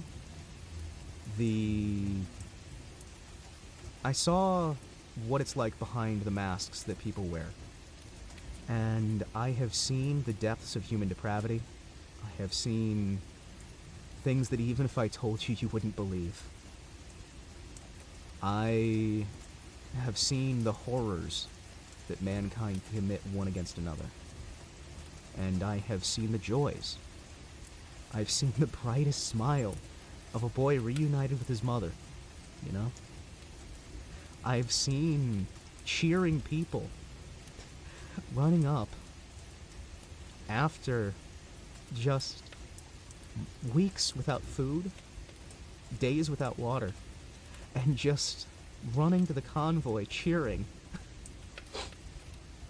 I have seen beautiful, bright, and joyous faces as a father comes home and I have seen death in the face, the sorrow and depths of human depravity, the worst mankind has to offer. I've seen the big men smoking cigars, giving out orders. I have seen villages wiped out in an instant. I have seen some of the worst dregs of humanity. Starvation and sorrow, joy and dancing and singing. And out the other side, the world is beautiful. And entertainment, whether it be some little song on the radio, some street preacher on the corner, whether it be some little song from the 30s or 40s, the kind of entertainment we make, even some stupid mobile game, the joy that we can bring to other people, it's beyond describing. Just what a little, story in the newspaper can bring to people. The kind of escape people can have from the horrors of life. The ways that you can put aside the politics, put aside how hellish the world might be. And you can see that there's beauty, that there's joy. Whether it's some scary game, whether it is some walking simulator, whether it's some nerd sitting in his basement playing his little, like, oom-pa-pa. Like, he's making oom-pa-pa music and almost nobody listens to it. But there's that one guy in the comments that you see on that video and it's got 100 views, and that little old guy who's doing his oom-pa-pa is responding to somebody just saying, "This brightened my day." And you can just imagine the smile on his face as he gets that one comment. Like, whether it's YouTube, whether it's Twitch, whether it's TikTok, whether it's Instagram, whether it's Facebook, whether it's some meme of somebody's dog playing piano, whether it's some happy little frog, or it's some giant magnum opus art piece from 1,000 different artists working together, showing the joys of humanity. Entertainment lets us escape, lets us be somewhere else for just a moment before we go back into the world.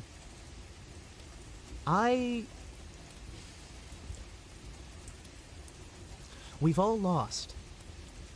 We've all hurt. We've all been kicked down, beat around, in our own ways, you know. Some of us have done the beating, and in the words of William Shakespeare, you know, in the words of William Shakespeare, all the world's a stage and all the men and women merely players. Each plays many parts in his time. It's true. Sometimes we're making people happy, sometimes we're making people sad, sometimes the world falls apart, sometimes things go great. But we're all doing our own part.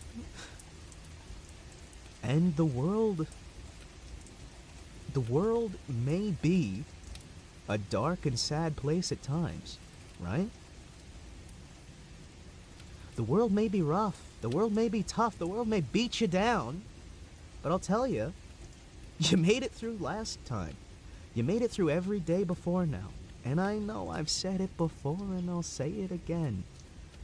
You made it through everything that came before. I made it through everything in my life before this moment. And if you can make it through all that, if I can make it through all this, if we all can make it through everything that's come before now, there's hope. There's beautiful, brilliant hope. And we've got hope in entertainment. We've got hope in the books, in the newspaper, in the radio, in everything. There is hope. And there is joy. There are beautiful things out there. We don't have to make everything politics. We don't have to make everything war. We don't have to make everything sadness. You know? We don't have to wallow in those bad things. Because if we wallow in the bad things, or we wallow in the good things, we're gonna get numb. Like a video game, like anything else. We need that sadness, we need that sorrow, that pain, those horrible moments to appreciate the joy, to appreciate the smiles. And I'm telling you right now, if it wasn't for those horrible moments, if it wasn't for these terrifying, darkest days, would the joy make that much more of a difference? Would it make anything? Would the joy mean anything, or would you just be numb? You know? I think it's better that we have a bit of sadness. I think it's better that we have those harsh moments. I think it's better that we have these things, but that we don't stay in them. And there's always going to be a war going on. There's always going to be a battle. There's always going to be something difficult. There's going to be a challenge. There's going to be people suffering. There's going to be sorrow and sadness and horror and tragedy. There is. But there's also going to be joy. There's going to be that child being reunited with his father, fresh home. That smiling little girl who sees Daddy come through the door. There's going to be that tugging on the curtain. There is going to be beautiful sunrises. Fog over the mountaintop. There's going to be rain clouds, and there's going to be sunlight. There's going to be rainbows, and there's going to be fire. And that's what's beautiful. How can you ever stay bored?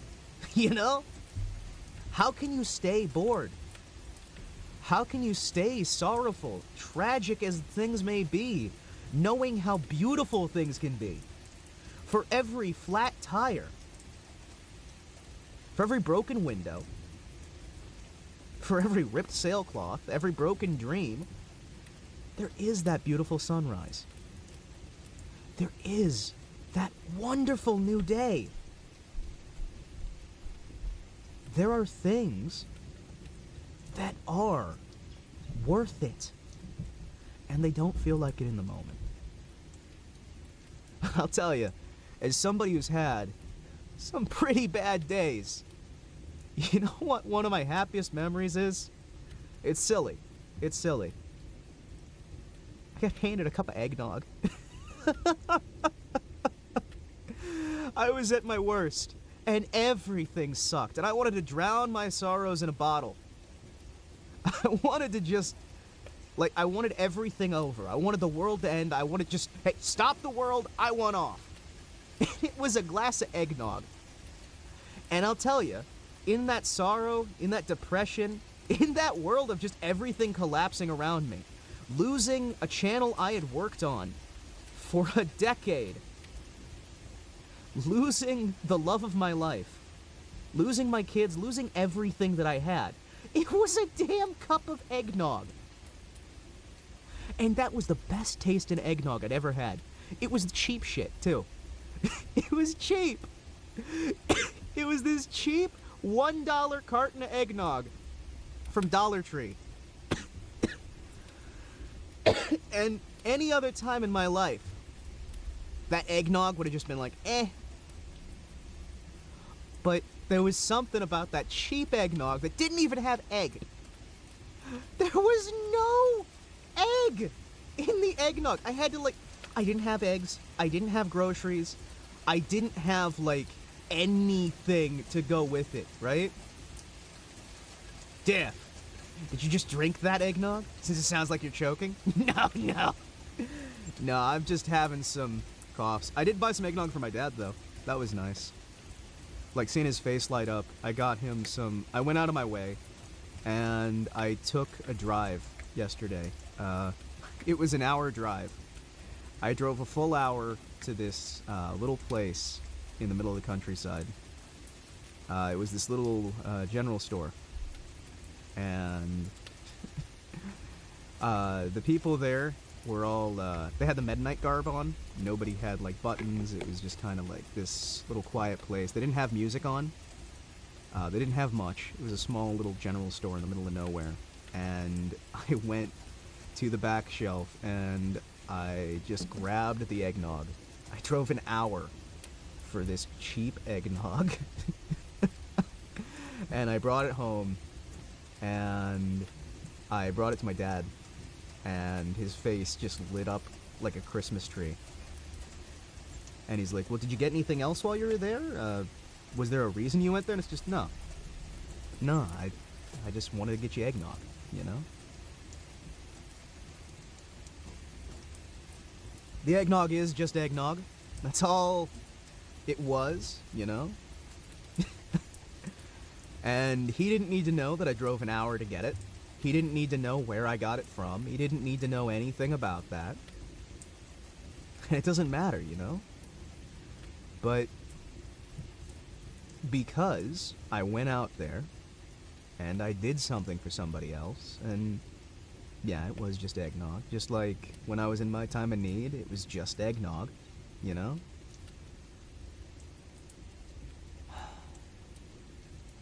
You know, it was just nice, you know? Let me read a comment over on the Discord. We've got somebody chatting in the general chat. Should I start doing YouTube? Not like streaming, but just simply posting. Yes. Yes, yes, yes. What is eggnog? Eggnog is a... How do I describe it? Okay, so basically you've got an egg, like a raw egg, that's cracked into this milk-type substance, and it's got some different seasonings and whatnot, and it's got this very creamy sort of taste to it. It's like a mixed egg inside of the drink, and it's not dangerous for you. There were people trying to say it was for years. It's really good. It's this... It is actually just... It's a creamy Christmas flavor, right? There is eggnog that's made without egg, but it's basically like an egg milk drink with like some special seasoning in it. And I can't really describe the flavor that much. It's something that I think, yeah, people have it for Christmas. They have it for Christmas, and it's not really sold any other time of the year. Hey, I'm in America, and you know what? I'm here. Yeah, many times it has cinnamon. I have allergies to cinnamon, so I have to be very careful with that stuff. Oh, man. I have to be very, very careful with that stuff. My poor ass is allergic to a few different things, but that's mostly medical stuff, and hey, I'm actually getting better on a lot of that, which is nice. Hey, I'm telling you, man. That is the one thing I'm gonna miss when I eventually head back out of America. Have a great rest of the stream. See you, alligator. Take care, Tilan. It's always nice to see you, and I hope you have a wonderful day. That is one of the things that I'm going to miss when I eventually head back out of America. Now, for those who don't know, I'm originally from Germany. Hello. Hi. Full allergy? I know. Yeah, full allergy. It sucks. Do I have that turned on? Are we properly enabled for Twitch? What is it? What is that? Let me try and find the word for, let me see. Let me try that. Was it that one instead, or... Come on, Warudo! Warudo! Give the man a throw! Warudo! What are you doing? Twitch, come on. Your origins from Germany? Yes. Once upon a time. Once upon a time. I've talked about it before. Wait, did you say you're in Germany? From Germany. From. Not in. Not in. I can't go back. But yes, once upon a time I was from ye olde Germany. And, we had some wait. Let me try. Will that work? It's not doing the thing. It's not doing the throw thing. It's not doing the throw thing. It's not doing the throw thing! Why are you not throwing? How are you not doing the throw? Twitch. What? What it... I'm going to get this working. It's going to work. It is going to work. Warudo, why do you hate me? I've got to... Okay, well, I'll set up a new set of codes, okay? Wait. I'll set up a new set of codes. We are on Twitch. We're not on Bilibili. Okay, we're already logged into Twitch. Alright, I'll have to set the new items. Alright, sweet. The throw thing. Yes, the throw thing. Okay, I've got it all set. Alright, let's see. It's all set up again. Come on. Work. Is it gonna work? It's not working. Why are you not working, you little bastard? Why are you not working? It doesn't work! Why do you not work? Ah, it's busted. So Sticky is supposed to throw stickers on screen. Why are you not working? Ah, this is bull. This is nonsense. This is awful. Let me try something else.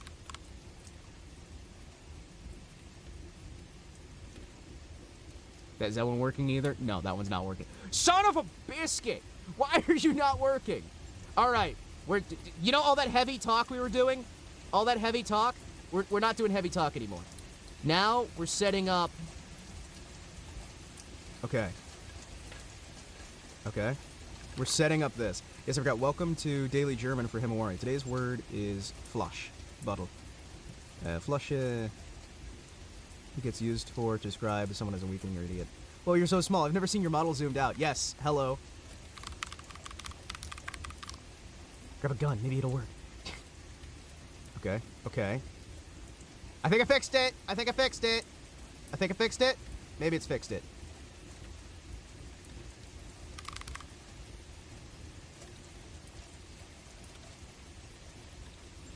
Okay. Maybe. Okay. Is it? Hey! Stickers work! Stickers work! Yes! It works! Kind of. Oh, it works. We got the stickers. We got the stickers. Yes! Yes! We got it working. All right. That's how you know we're doing serious. By the way, yes. Hi, I'm Small. Welcome to the bar. How are you? Isn't it beautiful? Isn't this what life's all about? Isn't it a dream come true? Come with me and you'll see a world of pure imagination. What you spy will defy explanation. Yes, let's see it. Oh, come on! Let's see the throws. Do the throws still work? Alright, let's try... Is the other one still working? Let me try throw instead of through. Doesn't seem to be working. That one doesn't. That...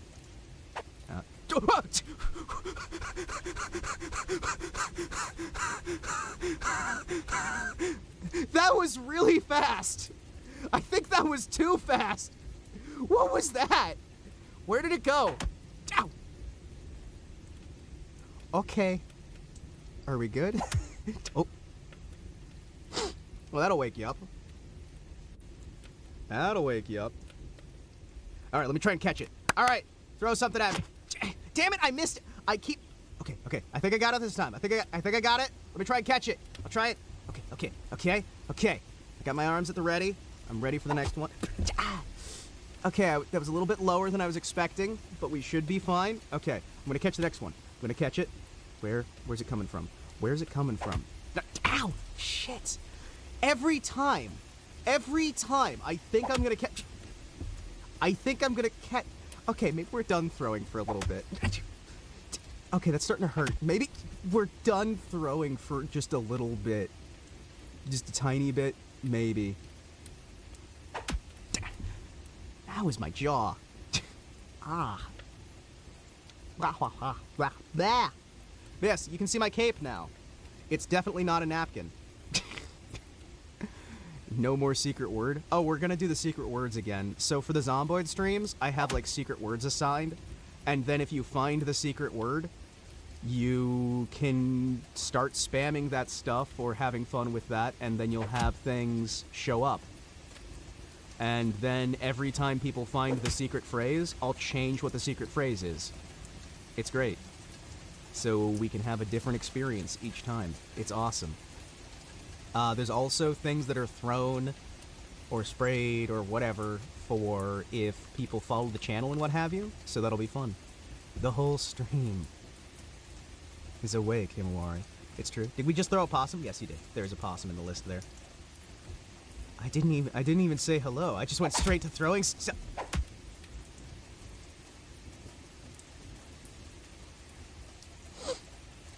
That pelted me in the face.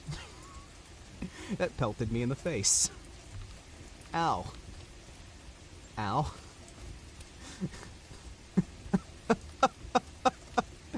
Alright, so yes. Let's see how fast this can get. We gotta quit. No, stop it. No, stop. You're gonna get banned. You shouldn't spam. YouTube's gonna be awful. Can we throw a gun?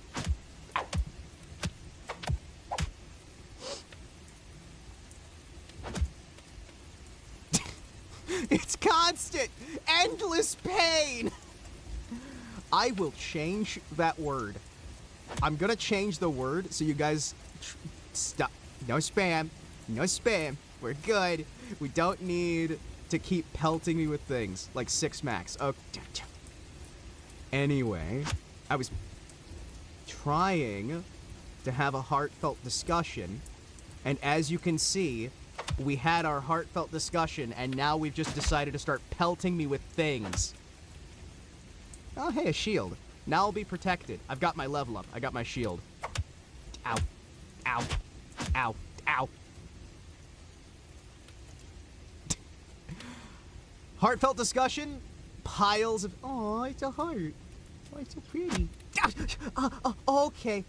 All right. That one broke. Hi. Hello. Okay. Whew. Ah, that one hurt. That was... I'm getting pelted. This is the joys of doing streaming. What can I say? Streaming is fun. Yeah, my legs kind of twisted in backwards. It was kind of rough. You guys may or may not have noticed. It was a little bit rough. I feel so bad. Don't worry, it's fine. I'm an android. I'll be fine. Like, I mean, have you seen me? Look, I'm a little bit, just for general size comparison. Hello. Hi, everybody. How are you doing? I took you guys to my favorite bar. We've got the whole place reserved, so it should be fine. This is my first time being so entertained in a stream. Well, welcome to my streams. I would never call myself entertaining. New pants? No. It's just a little, like, leg belt thing for when I'm on a ship. I also have a cape and a hat. Mice must love you. Mice are horrifying. Are you kidding me? Have you seen how large mice are? I have to take my sword and defend myself from rats. Have you seen how large rats are? Ow. Have you guys ever seen how large rats are? They're insane. They're actually insane. Yeah, I have to take a little sword and defend myself from... No, it's a cog. Hello.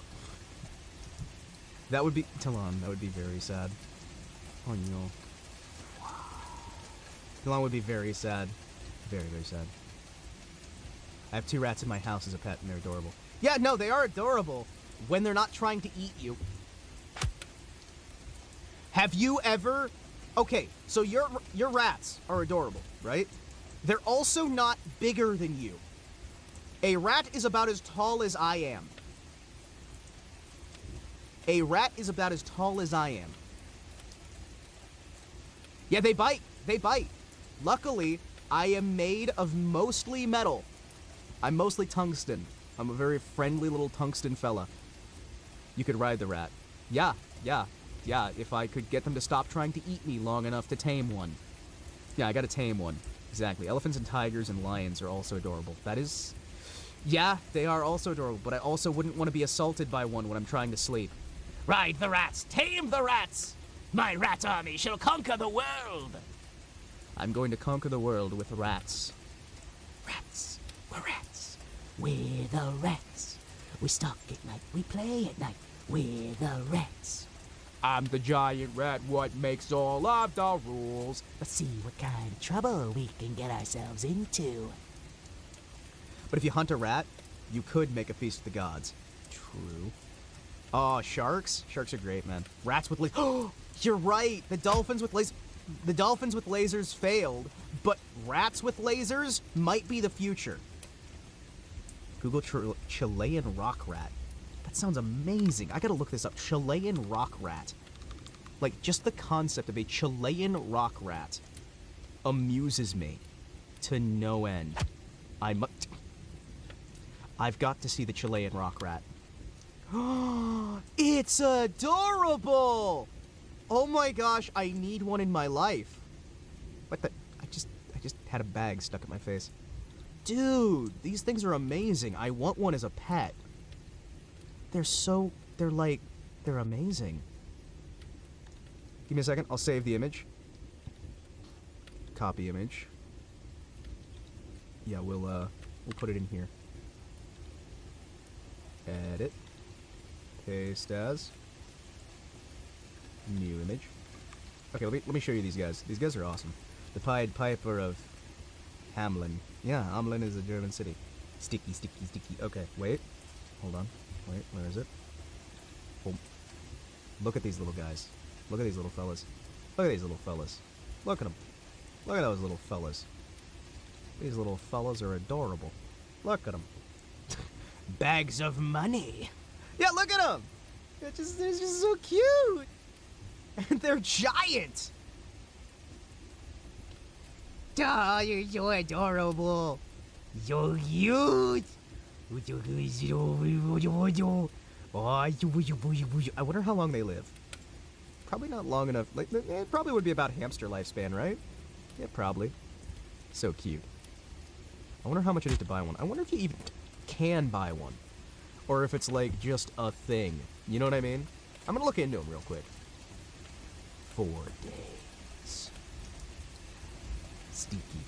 I'm surprised we've been able to survive as many days as we have in Zomboid. What day are we on in Zomboid right now? Actually, out of curiosity. What? No, Sticky. Yeah, let me see that real quick. I will Google. Google. My rats could need some adopted siblings. You will jinx it. You know what? Let's not jinx it. They look like house cats. They look like house cats. Oh, they're amazing. Ow.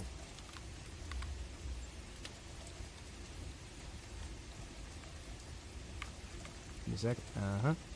Discard changes. Edit. Paste as new image. Look at them. Look at them.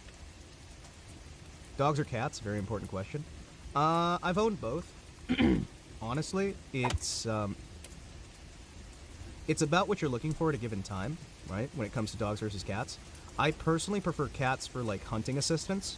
Or prefer dogs for hunting assistance. Thank you, Brain. I prefer dogs for actually, like, going out hunting with, right? Because I enjoy doing hunting, and a hunting companion is really nice, and cats aren't really that great for hunting. When it comes to actually, like, you know, going out in the woods and doing hunting. Cats, I enjoy the company of cats, right? I don't think, personally, that... So cats are more of like a... Keep them comfortable, keep them with you. I got 12 cats in my house. Hey, nothing wrong with that. Nothing wrong with a few kitty critters. Keep you company. Cats can be snuggly. Cats can be adorable. So can dogs. It's kind of like... I don't like how throw sticky sounds. Yeah. Well, that's not going to be the secret code phrase forever. It's just for, like, right now. You know? I'm getting pelted. So, now, when it comes down to it, if I had to choose between cats and dogs, I choose possum.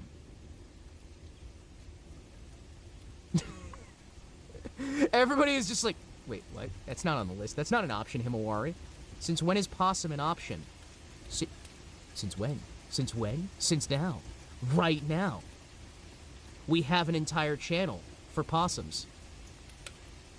I'm sorry. Have you not seen a possum? They are adorable.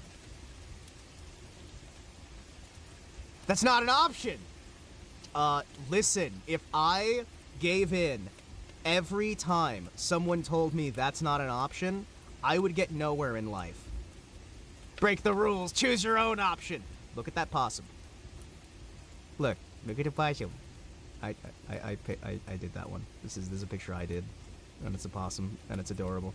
It's possibly the best little critter in the whole wide world. Wow. I see how it is. Nobody respects the possums. Edit, paste as. Boom. This is my emotional support animal. He screams so I don't have to.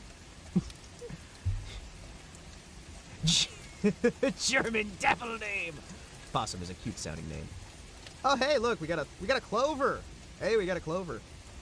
Had a possum at my father's barn when I was 9. Out to give birth without my parents' knowledge. Aw, cute little possum fan. Did you know that possums, despite having a reputation as being filthy creatures, constantly groom and on average have a higher intelligence than dogs or cats? And they actively will eat thousands and thousands of ticks every single year. They're constantly cleaning and pruning, and they will also help fight snakes. They will also help fight snakes. They are immune to most forms of snake venom. So they will just actively go out and fight snakes. Yeah, if your cat was immune to snake venom, that's the crazy thing about possums. They are immune to all but one form of snake venom. For some reason, it's great. They're smart, they're adorable, they live about 2 years. So they don't live very long, but they're very smart when they are alive. I think the largest... Oh, no, we're gonna get thrown again? We going for that? Hey, that one was like a... But I love snakes. Well, snakes are cool too. But it's a fun little balance, you know? Bruh, 2 years? Yeah, no. In the wild, they have a lifespan of 2 years. In captivity, they can live up to 8. I think it's like up to 8 and 10, I think it is. Depending on... But like if they're in captivity, they live a lot longer. But in the wild, it's like 2 years. They also have... I believe they have 12 animal... They have 12 children per litter. But they only have the physical ability to provide for 10 of them, I think it is. So it's like they're guaranteed that they won't have like more than like a certain amount, but it's just... Yeah, it's interesting. It's interesting. A pet boa? I could see boas being interesting. The problem is the boas get really big. Really big. And that can be a big problem. I never recommend a boa. There are other snakes that are really cool as well that can have similar constriction without going like full boa. Just boa gets out of hand very fast. Very fast. And that's something I think a lot of people aren't ready for. Boa constrictors in general, they're fun when they're small. That's exactly why you want one. Ah, okay, I know the type. I know the type. I know the type. So, we've got ourselves a wonderful week scheduled ahead of us, and we've only been here for 2 hours. My goodness. Thanks for the stream, Hilwari. Going to work. Goodbye. Well, hey, you have yourself a wonderful day at work. Take care, and do a good job at work. You got this. I believe in you. As I've said before, a lot of us need to get out of our own way, because we cause problems for ourselves. And it can suck to cause problems for yourself.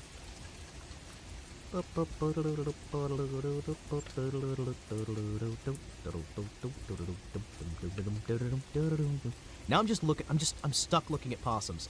Why do I always get distracted by possums? My streams are always either get distracted by possums, get distracted by doing art, get distracted by watching Pippa or some other streamer, get distracted by all the things. Oh my gosh. Ah, yes. Almost forgot about this one. Blink.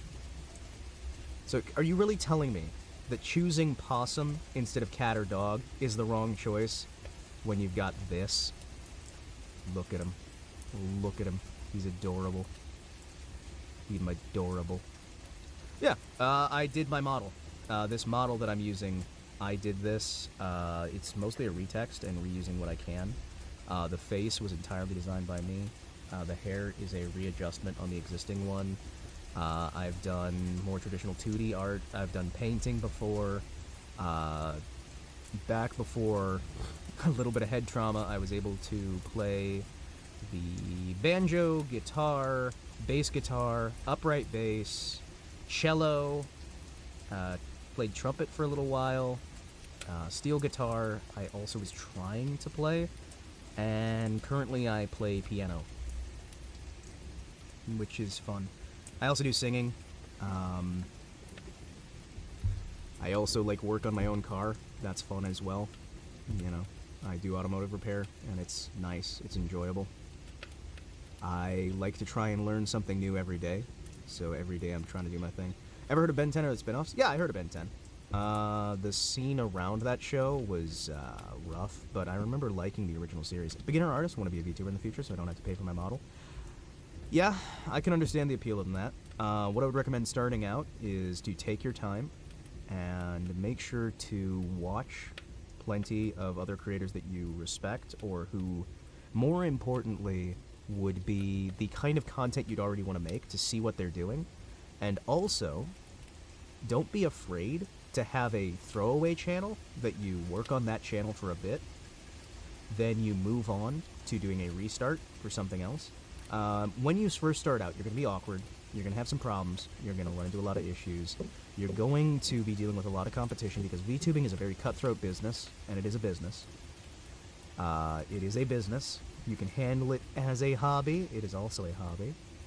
But one of the biggest things I can just say is if you're thinking about doing VTubing, well, just do it. Try it. But start practicing, you know? Have we already discussed where to get a cheap starter model? Okay, so you know this model I've got is free because I made it myself using Vroid Studio. And Vroid can get you something as a starter that looks good enough. Many times. But you have to figure out how to tweak it, learn some little bits of art. If you're already doing art, it could be a lot easier. 3D models are not nearly as in demand as 2D models. But, hey, how much does Vroid cost to install? Nothing. It's completely free. It's completely free. I usually, more often, would recommend a PNG tuber to start with, where you just get like a little image, and you can use software on OBS that'll like to have it bounce in time with the audio. And while that's not quite VTubing proper, that can be good for a start, and it can get you your good work there while you're working there. Dogs are flipping out for whatever reason. Oh no. Oh no. But yeah, yeah. Very important to practice when starting out. Exactly. Exactly. You need to practice, practice, practice. And that's one of the reasons why I recommend getting yourself set up to do streaming to no one. Get used to streaming to no one.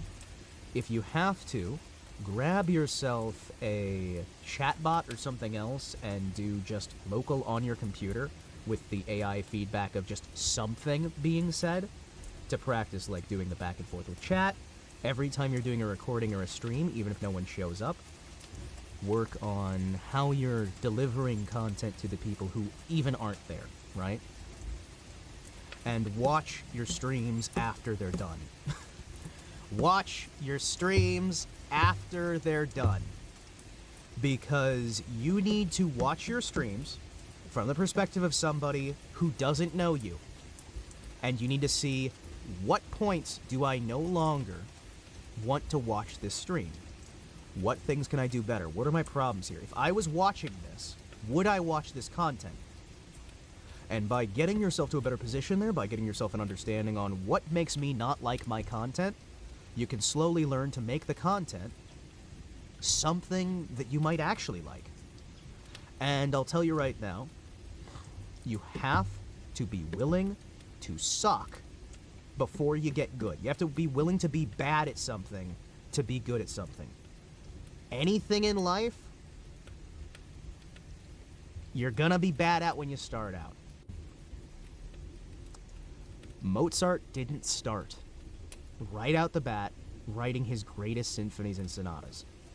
Even though by the time Mozart was the age of some of my friends, he'd been dead for 5 years. But, yeah. You have to understand, like, even the greatest minds, even the greatest people who are the greatest everything, they're working. You know? Mozart also started at 5 years old, but you know what? He started. And he got over that bad part. The reason why you're able to get things done so much easier when you're when you're young, it's easier to not realize that you're bad. So you're not going to get awkward about it. You're not going to be embarrassed. You're a kid. People expect you to be bad at it. So you can get all the bad out early on and get to being good. Almost anything in this world that you can do, that can be done, you can learn how to do. You know what I mean? Almost anything in this world that can be done, you can learn how to do. It takes time. It takes willingness. It takes the attempts. And it takes knowing when you're out of your depth. Because there's a lot of times when you're going to be out of your depth. There's a lot of times when I'm out of my depth, and I have to reach out to somebody else. And you have to be willing to talk to other people and willing to understand that nobody else, except you, can actually do what you need to do. And you are the one who gets in your way. We talked about this yesterday. I've talked about this plenty of times on stream. You are the thing that gets in your way. I am the thing that gets in my way. I am the thing that stops me from succeeding. You can succeed. You can work. You can do.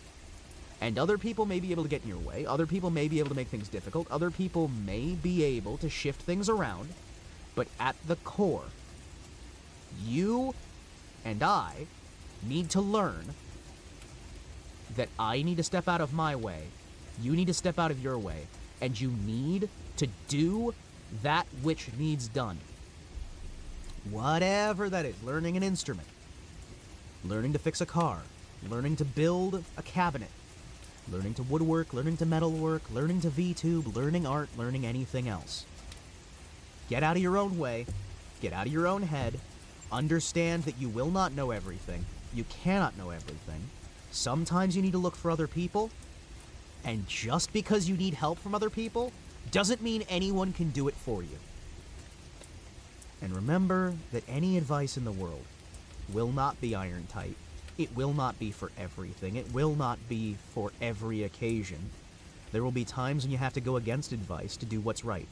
There will be times when you have to make an incorrect decision in order to be the correct decision.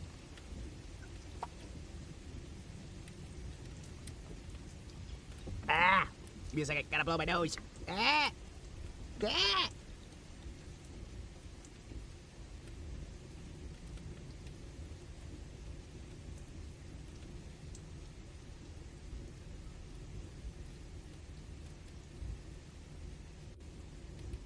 I am not wise, I am just a funny little android on the internet. That's all I am. I know for fact that I know not nearly so much as I ought, and I know for truth that I know no thing for certain. Humility is one of the best tools in your arsenal. Being able to step back and understand that you still need help. Because you can be the best man on earth, the best woman on earth, the best person in your field, and still be taught something new by the amateur. Because sometimes, sometimes, it is the amateur. Nah, I don't care about pronouns that much. He works. I don't really do the whole pronouns thing. I am fairly conservative in my leanings, which, hey, you know, I understand. If that's not for everyone. I don't really cause trouble for other people. I can be very vocal, and I understand that some people want to walk away from that, but for the most part, I am just me. Hello, I'm a Imawari Kotetsu. But a lot of times, when we sit down and examine our situations, when we sit down and examine, we have to put aside our pride in ourselves. We do. Because if you are so proud of your work, if you are so proud of your work, right? You're not going to be willing to have someone tell you, hey, this needs to be changed, you did this wrong, this wrong, this wrong. You're not going to be able to examine it in a clear manner, in an open mind, and be able to see, what did I actually do wrong here? What is a personal bias in the person who's watching this? Is there something more I can learn? Again, the individual who comes in fresh may have a new idea just because he doesn't know that that's not how things are done, and it may turn out that that individual who knew nothing knew something. Most of the time they don't. Most of the time, there's a reason we don't do it that way. Most of the time, it is some new young buck who's come in and is very arrogant and has decided to just do things wrong, and there's a very good reason it's not done that way. But sometimes, and more often than some people would admit, It is actually genuinely helpful not to discard it completely, right? In life, in general, right? You have to remember that the why is often as important as the how and the what. If you only have how and what, you will not be able to teach how and what to the next generation. You need the why for the connective tissue. You need the what, and you need the how. How, what, when, and why, as well as who, are more than simple elements of the English linguistic profile. These are things that help inform everything. If you can figure out why something's done, you know when it shouldn't be done. If you can figure out why a voice actor may tell you that you don't want to try screaming, then you know when screaming is safe. And you can figure out how to do safe screaming and when to do safe screaming versus when to do dangerous screaming. If you figure out why we always make cubes when we're starting out in 3D modeling, then you know when to make a cube and when to make a sphere. When to make triangles, when to make donuts, when to make other things. By knowing the why, you can figure out much more about the how.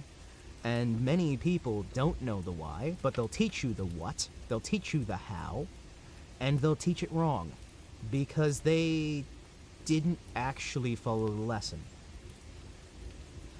Even in learning a new language, this can be very important. I've learned a few languages over my life, and I've forgotten more than most people learn. That's not to brag, that is actually just to say, my goodness, I need to start focusing on something and stop forgetting. But even in linguistics, if you know why a structure is done the way it is, rather than just how it's done, if you know why you speak this way, why the phonetics are the way they are, why the connections are, not just the rules themselves, but why those rules exist, and you can piece that together, you'll be able to get to a position where you sound much more fluent. One of my things with the English language is that I obsessed with English. I wanted to get an American accent, and I examined why the American accent is as it is.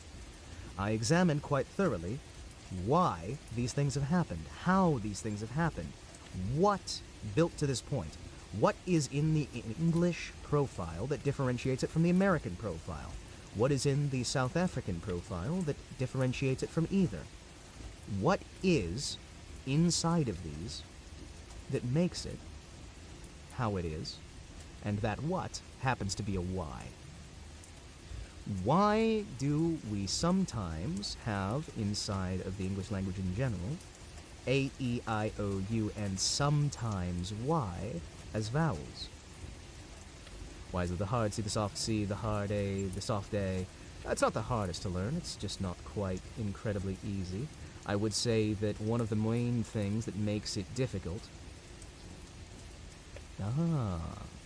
Ferdinand de Saussure. I am terrible at names, and we'll look up him real quick. Please be aware, names are a thing that I do incredibly poorly. Incredibly poorly. Oh! Oh! Oh, I recognize his mustache! Oh, dude! I recognize this guy's mustache. That is kind of weird. I like how my brain's like, oh, it's the mustache guy! And not, you know, his name, or linguistics and semiotics. I'm just like, it's the mustache. I recognize his mustache. Let me grab a picture of him real quick, and you'll see what I'm talking about when I say I remembered his mustache. Let me just bring him up there. Wait, nope, there. This guy. This is him. And I recognize the mustache. I recognize the mustache. Mustache. Mustache. He's this guy. That's him. He's got a great mustache. But yes, this is a Swiss linguist. You know. He's got a good mustache. You can't forget the mustache. But yeah, he's kind of...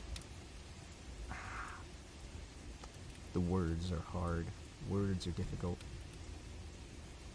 So, I mean, some of his vocabulary understandings I can kind of understand here. I don't know enough about him to make comments here, and I'm not going to pretend that I know enough, right? I am, in some ways, I am more a fool than ever. But I'll tell you right now, I'm going to look more into him again. Words, words, words, words, words, words, words. Basically, in the core of it, I don't really know enough to comment. I used to know more than I do, but I never know as much as I want. You know what I mean? Those mustaches and haircuts were awesome. We should bring them back. I agree on the mustache front and the haircut front, actually. I just agree completely. I agree, I agree, I agree, and agree, and agree some more. Mustaches need to make a comeback where they were actually just incredible. Yeah. Yeah. Yeah, yeah, yeah, yeah. Oh, man. Oh, my neck hurts.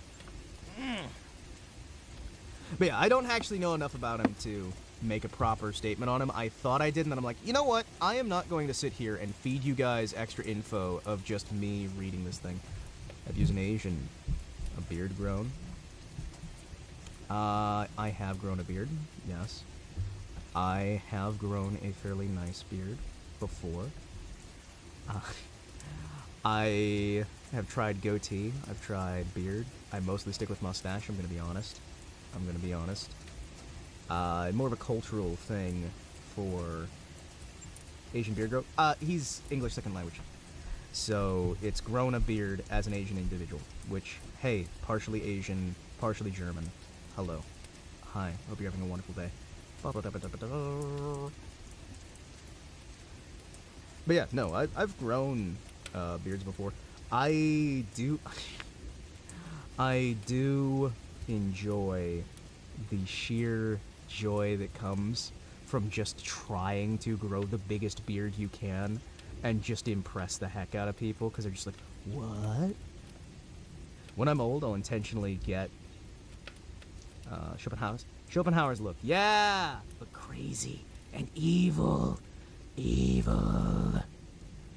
Hey, I don't honestly look very Asian at all. So my face is like loosely based off of my face. This is a lovely little robot body. But, basically you can kind of tell from how my eyes look that it's there, but that's about it. To the point where I have gotten turned down for work before because I looked too white. That was fun. It's just like, okay, cool. Thank you. That was a whole kerfuffle. That happens more than people would actually give it credit for. Yeah, no, that is a thing that happens. I've had it happen quite a lot in voice acting, where I have had jobs that have said whites need not apply, that have said BIPOC only, whites need not apply. I got into one interview stage where by the time of the interview they actively told me, hey, we need you to send a picture of your face so we know what you look like, so we know if you can actually play this character. And I told them no, and they kicked me out of the audition. Yes, no, it's extremely so. But that doesn't really matter. There are many jobs these days that will actively, like, try and hunt down your heritage to ensure that you're playing the right kinds of characters. And I don't know if many other people get the same thing, but it's something I've had to deal with quite a bit, and it sucks. Luckily, while that stuff has been peaking in the last few years here, it is lessening, and I think more and more people are kind of pushing back against that in a wonderful way. And I'm hoping we can get back to a normalcy where we judge people on the color of their character, not the color of their skin. I think that would be much nicer. But that's just me. Yeah, no. Yeah, sometimes my grammar fails, but it's more a thing of attention and sleepiness. Yeah, no. Hey, I'm surprised that neutral even comes in at all. I have Native American nationality in my country. I'm the least native-looking dude ever. Look like Charles Manson. Hey, I mean, Charles Manson is certainly a look. It is certainly a look. For a second, my brain misread Charles Manson, and I thought you said Charles Bronson, and I'm like, wait, what? Dude! I'm like, wait, nope, Manson. I thought it was Charles Bronson. For those of you who don't know. Let me just grab a picture of Charles Bronson real quick so you guys can see him. Oh, yes.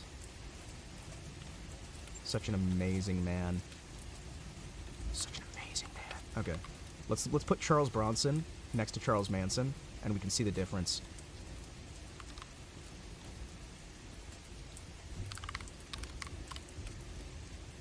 Let me just put them side by side so you can. There we go. There we go. Excuse me. Let me see this amazing man. Okay, so one of these is a famous actor. The other is famous for different reasons. We'll just say that.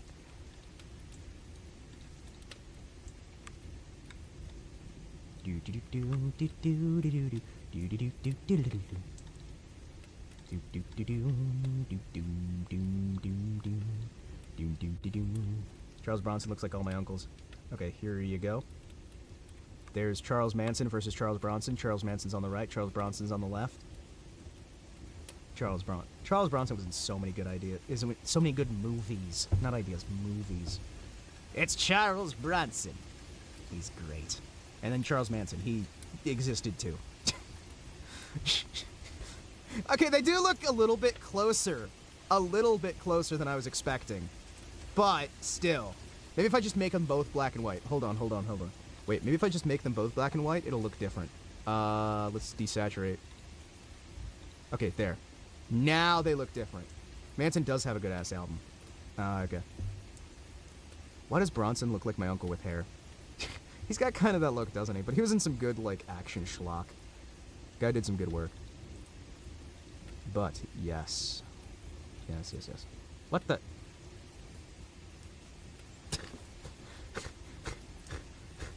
Why do I have these just here?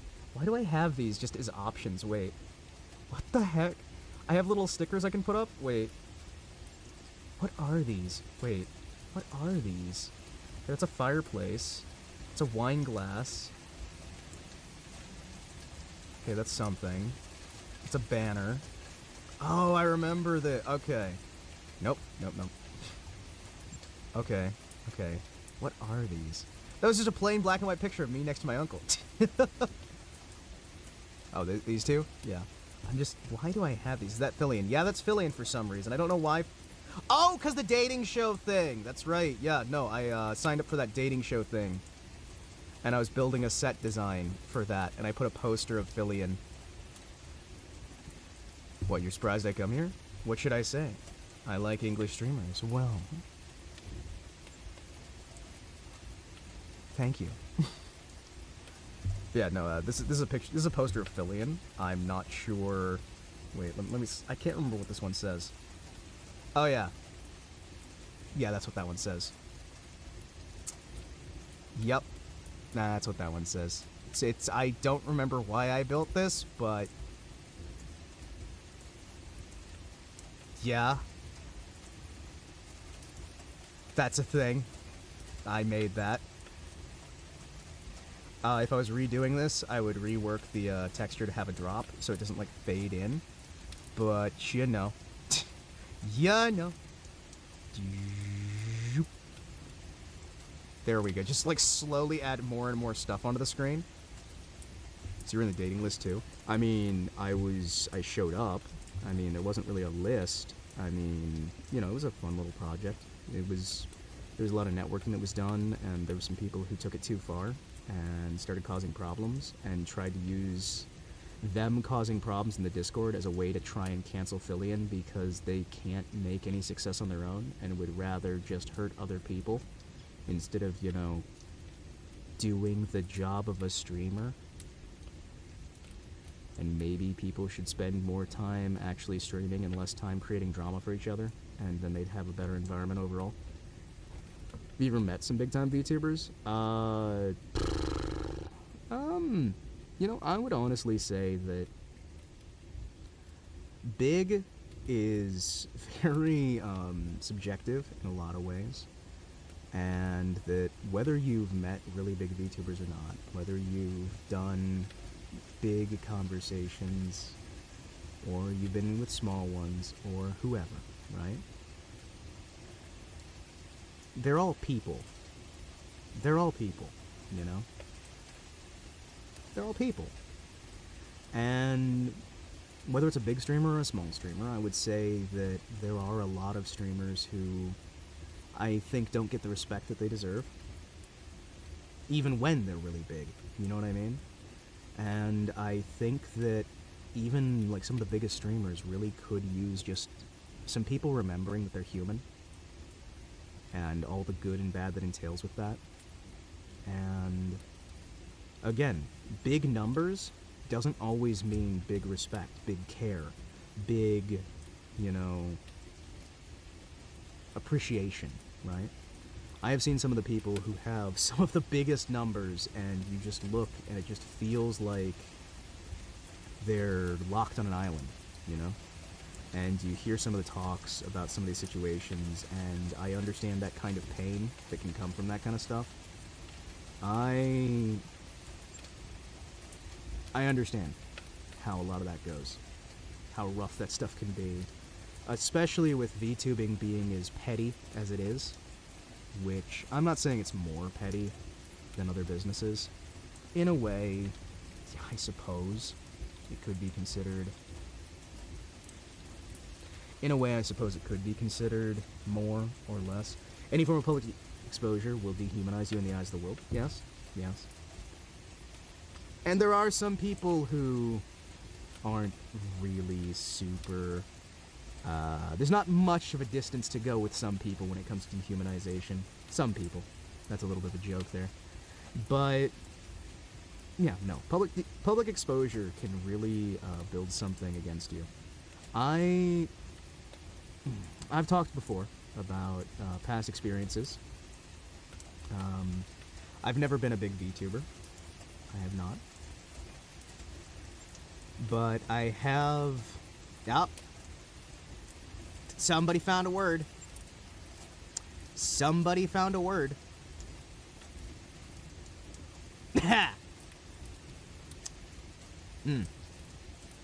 Hello, Augustine. Hello. Oh, man. Nope. Nope. Nope. Don't go feeling out that last word, because that one might actually get me off train of thought. Stop it. Stop it. But yeah, I used to do decent metrics, right? At the time, I've been doing the YouTube stuff since 2008, about.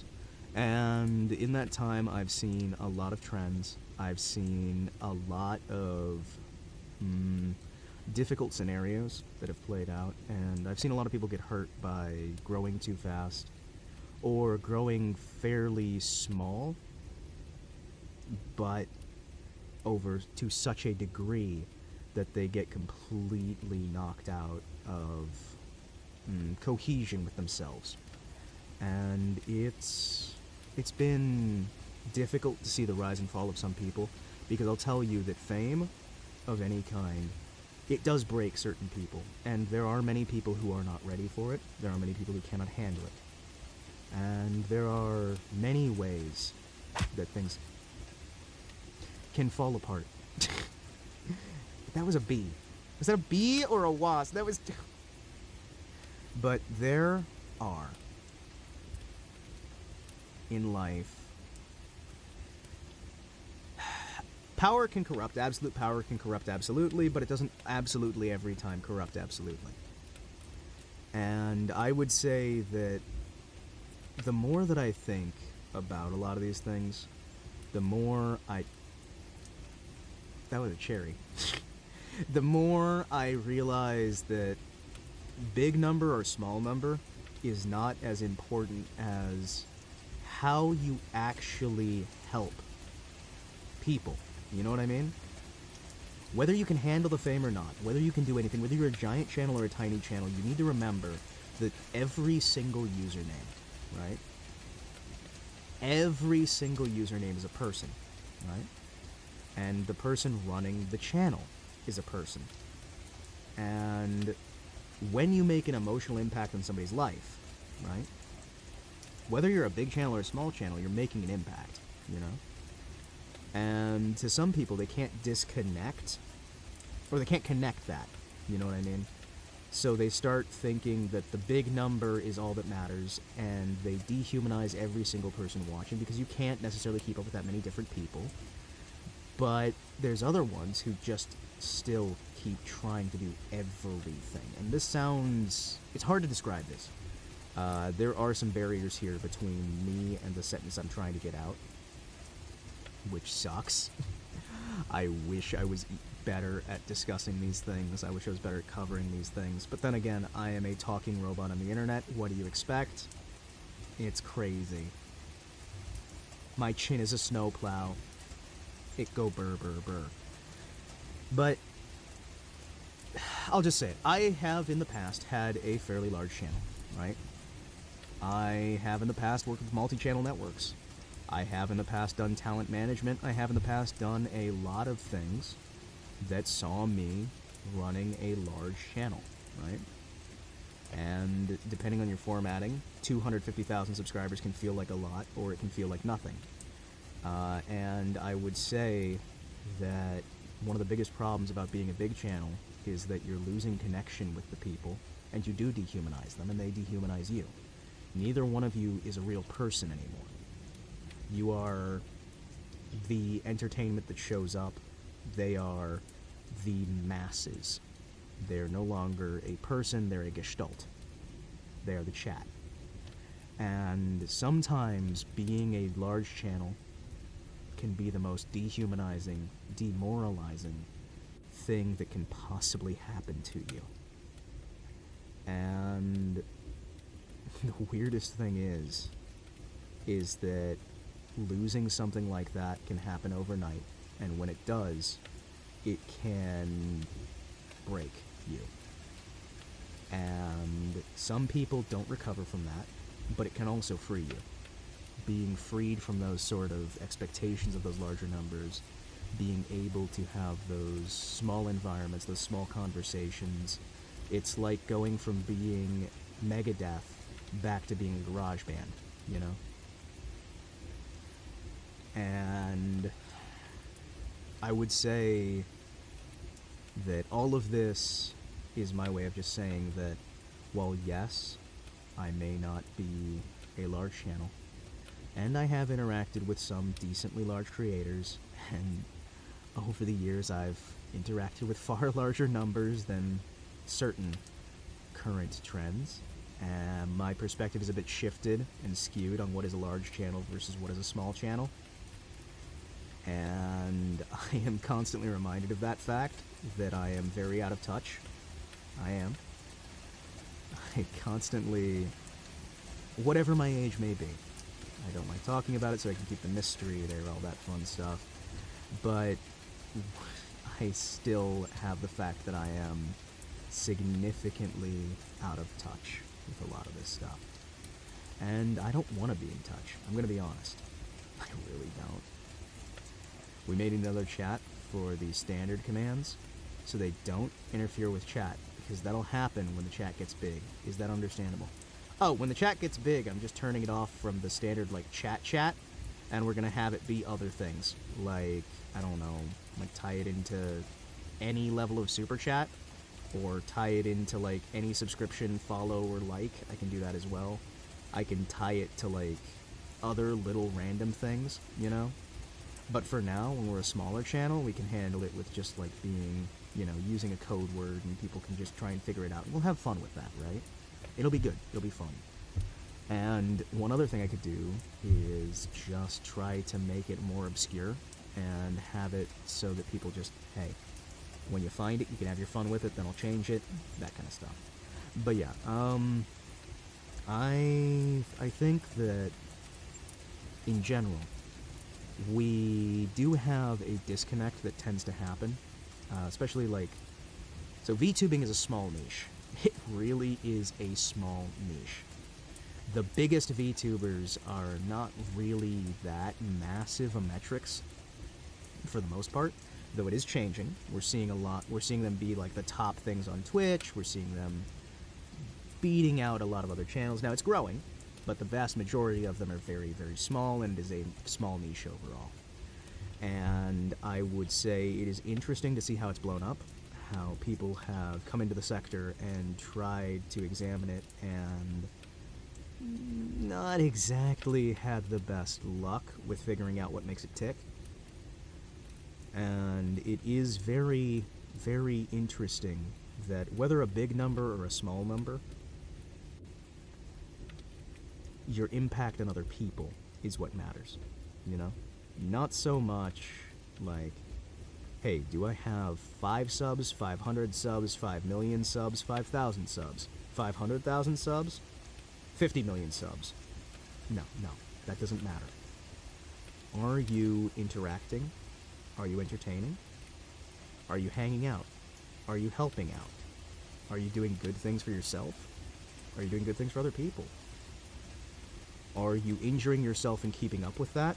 Or are you lifting up yourself and your chat? It doesn't have to be big messages, but are you making people smile? Are you doing this for the right reason? And sometimes that right reason is make some cash, right? I understand there's plenty of people out there who want to make money, and on the back end, the majority of people are here to make money, and there's nothing wrong with that, right? Hey, money's good, money keeps food on the table, money lets you do things that entertain your audience. You put some money into the channel, you put some money in your back end, and everybody comes out happy. Your audience gets the entertainment, you get the cash, everybody gets helped out. And I think that's a fairly healthy symbiosis, you know? Streamer get money, chat get entertainment. But, for me personally, hey, yeah, thank you. I am here to make people smile. I'm here to make people, sometimes you smile, sometimes you cry, but at the end of it, whatever I'm doing should get you to a better spot where you can smile. You can feel something. You can stop being numb. The last thing I want is somebody to just be numb, because I spent way too much of my own life just being numb. And whether it's, oh no, Himawari's going on an angry rant, let's all get angry.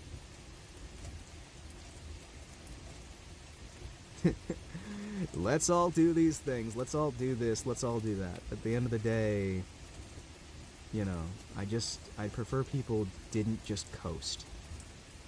Because when we coast, we stagnate. And when we stagnate, we fall.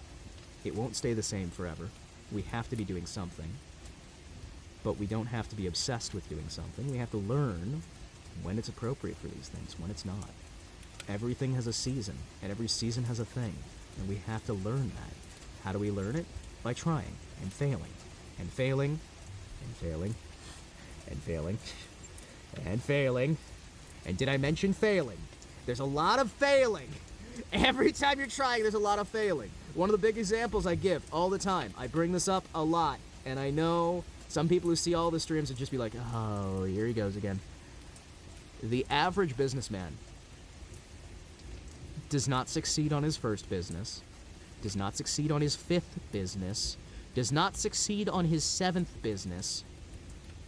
It takes more than 7 bankruptcies on average for a successful business to be made. And these are some of the most successful men on the planet who still have to bankrupt themselves almost a dozen times before they have a business that actually works. If those people can fail, if the brightest minds of our planet can also fail, if the scientists can fail, if the doctors can fail, if the mathematicians can fail, if every single level of every single bit is going to fail constantly, you know?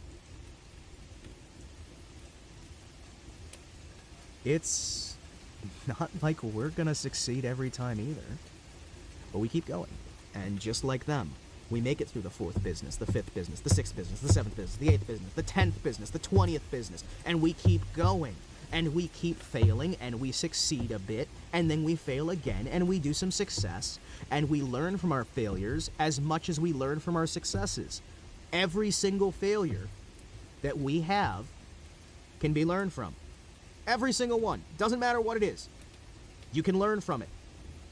Every mistake you make, every mess up you make, every failed joke that doesn't land, every project that you mess up completely, every friend you lose, every angry comment you have, every rough moment, you can learn from it. I have 3 days straight of ballet, and today I have to build some room. I have 3 days straight of ballet, and I have to build something for my room, and you just cured me of all my stress. Well, hey, thank you. This doesn't mean the 7th try is a success. It means that there's a 10% chance you'll fail at least 14 times before you make it. Exactly. Yeah, no. Like, if on average it's gonna succeed on the 7th time, like, don't be discouraged. If you're failing 12 times, 14 times, yeah, you're gonna fail a lot, but so does everybody else. We're all failing out here. And one of the biggest secrets nobody wants you to know is that almost no one else knows what we're doing either. We're a bunch of idiots stumbling through the dark, trying our best. It's all vain want under the sun. And we're all failing. We're all messing up. And there's some evil folks out there who do evil things because they think that's going to do something good, something big, or they think it'll help them, or they think whatever. But that's not really all there is, you know? The failure is gonna come, and it may seem like a failure is just a failure, but a failure is an education. Pain is an educator. It's a learner. It's something that teaches us, hey, I messed up last time, how did I mess it up? I failed last time. My company fell apart. My friendship failed. My relationship failed. These things didn't work. Okay, what did we do wrong last time? Let's examine. Did we do anything wrong? Was it something someone else did? If it's something someone else did, well, what do I take from this that next time that's not as likely to happen? What are the consequences of my actions? What can I learn here? What can I take here? How can I grow here? Again, I'm no therapist. I'm no wise man. I'm no great learned scholar. I am Himawari Kotetsu. I am an entertainer. I am a robot man on the internet. I am standing on a bar top as someone who is less than 1 foot tall. I am a man who has failed. I have failed at being a father. I have failed at being a writer. Failed at being an actor. Failed at being a husband. Failed at being a son. Failed at all sorts of things in my life. And each of those failures, every time I have failed, it is a learning experience. I have failed at being a brother. I have failed at being a friend. And every single time, I try again. And I learn, and I grow. I am not wise. I am accepting of failure. And I'm accepting of the fact, slowly more every day, that I am a fool. And I think if more of us accepted these things, accepted that we don't know everything, accepted that sometimes you're going to have a moment where you're put on the spot, where it's shown, hey, you don't know this guy, or you don't know this thing that somebody else calls common. Accept the fact that sometimes we don't know common sense. Sometimes we don't know these things that everyone else around us says we should already know. Well, you didn't know it last time. You might not know it next time. But if you learn it this time, you'll be in a better spot next time. You know? Failing is part of learning, and growing usually has pain. That's why they call them growing pains. Growing is painful. Working hurts. Exercise usually leaves muscle strain and muscle pain. You know? And we shouldn't hide from our failures. We shouldn't hide from those things that hurt us. We shouldn't hide from these things that we've done wrong, because if we hide from them, they'll fester. They'll fester, and they'll fester, and they'll fester. And it'll get worse and worse and worse until we can't do anything about it. So, we learn. So we grow. And we fail. And we fail. There's a comedy routine by Monty Python. Some of you may not know of who that is anymore, and if you don't, well, that's fine. They have some comedy that's not for everyone. They're highly enjoyed, but again, not for everyone. And in one of their skits, there was an individual who was talking about his castle. And he mentions the simple fact that the first time it fell, the second time it fell, and another time it caught fire, burnt down, fell, and it just kept burning and falling into the swamp. But eventually he tried to build the castle so many times, it stood. And while that's used for comedy, the ridiculousness of the situation, the ridiculousness of his delivery, it's a valid message. It really, truly is a valid message. You are going to have that castle fall. It doesn't matter how much work you put into it.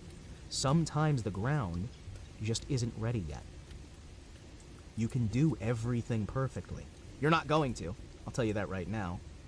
You're not going to do it perfectly.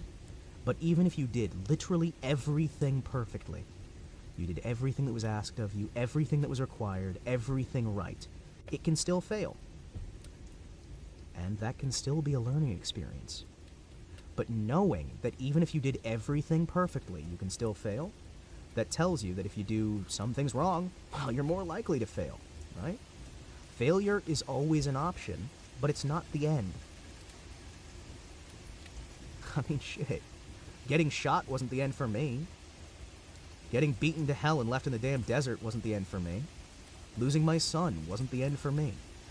Losing my fiancée wasn't the end for me. Losing everything I ever had in my life. My job, my house, my car, the respect of my peers. That wasn't the end, you know? I have lost every single thing that I have held dear at one point or another in my life. And yet, that wasn't the end, you know? And yeah, Plasma's right. The best type of comedy is one that makes you look at reality in a different light. It educates you. Entertainment gives you something. Yes, it's also funny, and shameful fart comedy can also be a thing. Or what is it? Hateful fart cartoon, as they describe Grim Adventures of Billy and Mandy, right? There's places for that too, and there's places for things that are just no real point to them, right? These all happen. These all have spaces, you know?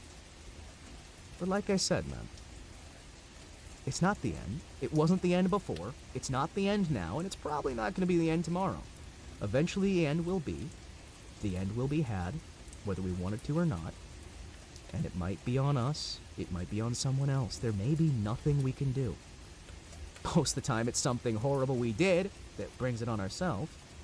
But you know, may I ask stuff? I mean, you can ask almost anything. It doesn't mean I'll respond.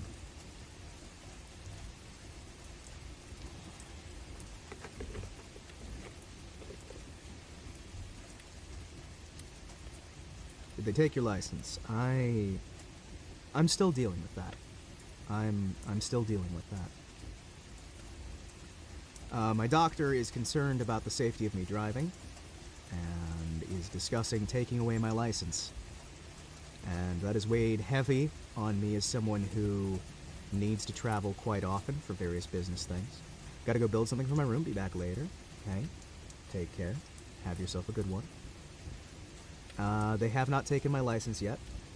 My license is still here, but there is still discussion. And as per usual, when it comes to medical things, you're guilty till proven innocent, so I have to prove that I'm able to still drive. I have to prove that I'm not a danger. I have to prove these things because you can't just be innocent. They start from you're guilty and then you work back from there. So that's been stressful. That's been stressful. Yeah. What I want to make out of this is not, hey, Himura is going to sit here and just sob openly into the microphone. Oh, woe is me, everything's awful. My life sucks because some things went wrong. Because let me tell you, a lot of those times when I was losing things, I was an asshole, you know? I was cruel to other people. I did things that I shouldn't have done. I said things that I shouldn't have done. I made choices that were entirely based around vanity, self-aggrandizement, building the self up. I made choices that hurt other people, and I made choices that put myself before anyone and everyone else. I have done things that are evil and cruel. I have done things that are not proper. And we all have, to an extent. Some greater than others. And God has a way of kind of kicking us in the nuts sometimes and just saying, hey, stop that. Don't do that. And there are some times that things don't settle in the first time, so you gotta get kicked a few times before it really settles in. And sometimes you just get kicked when there's nothing you did wrong. Sometimes something goes wrong and, you know, you just deal with it, you know? Hey, Akushi, how you doing? Just want to say the model's looking better than ever. Well, I'm slowly tweaking it, figuring out how it goes, figuring out how it's supposed to be, doing what I can to try and get things in a better spot. It's been rough to try and figure it out. And again, hey, you might say we're having a moment. I just say we're having a vibe, you know? The entire stream's kind of just, I'm getting some stuff out there and sharing what advice I can for as little as my advice is worth. Whatever my advice may be worth, it's, you know, I'm not charging you for it. Be wary of free advice, because usually it's worth what you paid.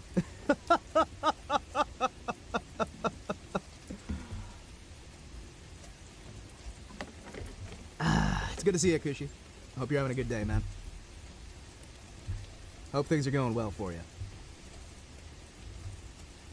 Oh, dude, wait. I gotta show you, I have a cape as well. I gotta show you, man. I gotta show you. Let me just... Hello, yes, I'm at the bar. Gurk! Swoosh, swoosh, swoosh, swoosh. The clipping isn't perfect. Whoosh, whoosh. Shake my butt. And whoosh, and whoosh, and whoosh. The cape is fantastic, and I love the set. Yeah? Certainly is a place, isn't it? But yeah, I mean, like, again, I did things that set up most of the bad situations that I had to go through, honestly. And I brought a lot of it down on myself. And there were a lot of mistakes along the way, there were a lot of choices along the way. And I learned from them, you know? I learned from my mistakes, I learned from my choices, I learned from these things that I did incorrectly. So that next time, I could make the exact same mistakes again. And then I learned from those mistakes so I could make the same mistakes a third time. But by like the fifth time of making the same mistakes, I eventually started to slowly learn, despite being about as thick as a brick of tungsten.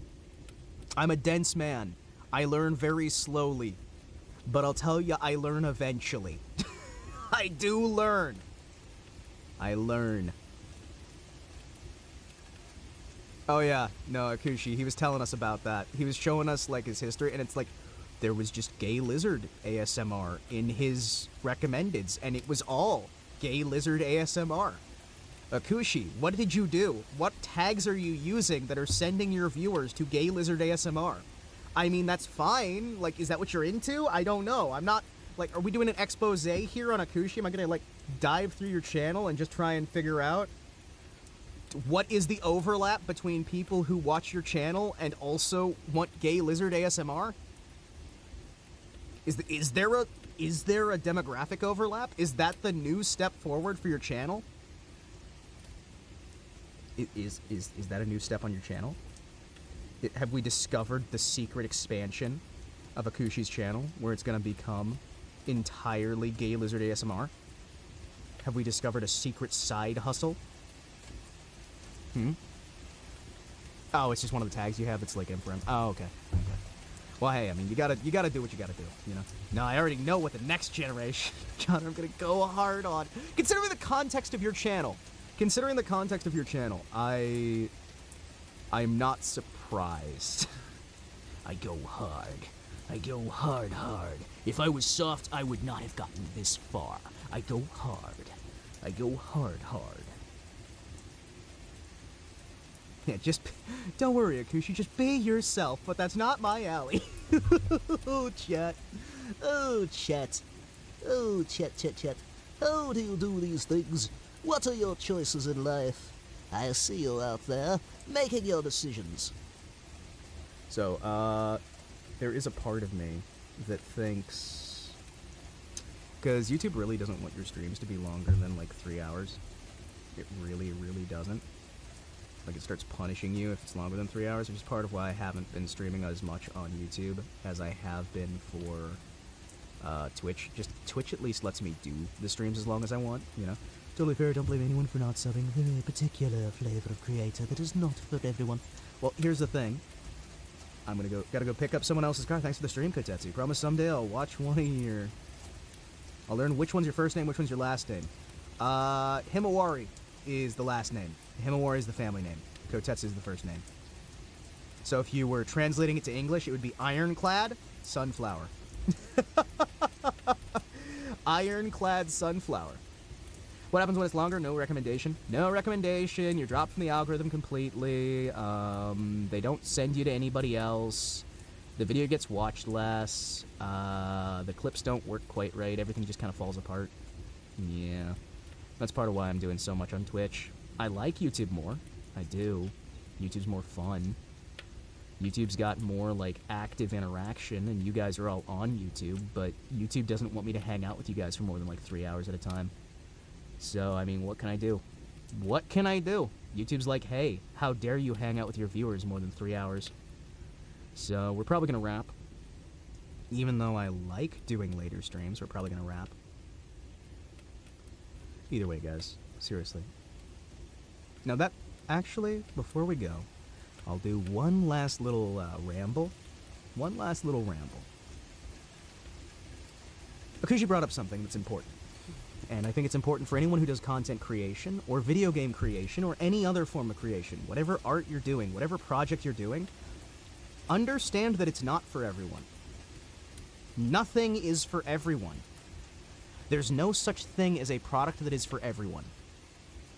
Your product is for people who need that product. Your game is for people who want to buy that game. Your channel is for people who want to watch your content. And if you try to make it for people who don't want to watch your content, for people who don't want to buy your product, for people who don't have your use case, you're gonna fail. Really hard. In general, as a bit of advice to anybody out there, whether you're doing YouTube videos, whether you're doing a video game design, a movie, a radio play, stop trying to make your project for everyone and make it for your audience. You know what I mean? It sounds like a few years ago, I would have never thought I had to say this.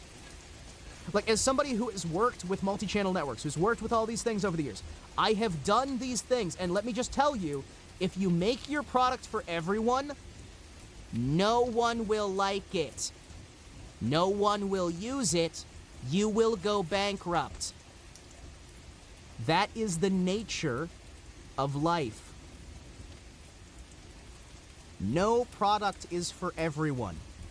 Even YouTube is not for everyone. It is for people who can log into YouTube. It is for people who can follow the rules of YouTube. It's not for everyone. It's not for the person who doesn't have a phone, TV, internet at all, no way to connect. It's not for the person who's banned completely from everything. because it can't be. And the fact of the matter is, some of the least liked changes on YouTube, some of the least liked changes on Twitch, some of the least liked changes in video games, movies, anything, are because you're trying to sell your product to people who hate your product, to people who won't use your product. You need to sell to the people who are buying. Nope. Cooking videos aren't for everyone either. Nothing is for everyone. It can't be. It's just the nature of existence that it can't be for everyone. This is why I don't drink water. I don't like projects that are I don't like products that aren't focused. There's an exception that proves every rule. And again, like I said, pretty much everything I say is not itself necessarily a rule. It's a tool. And with all tools, there are times that it applies, there are times that it doesn't.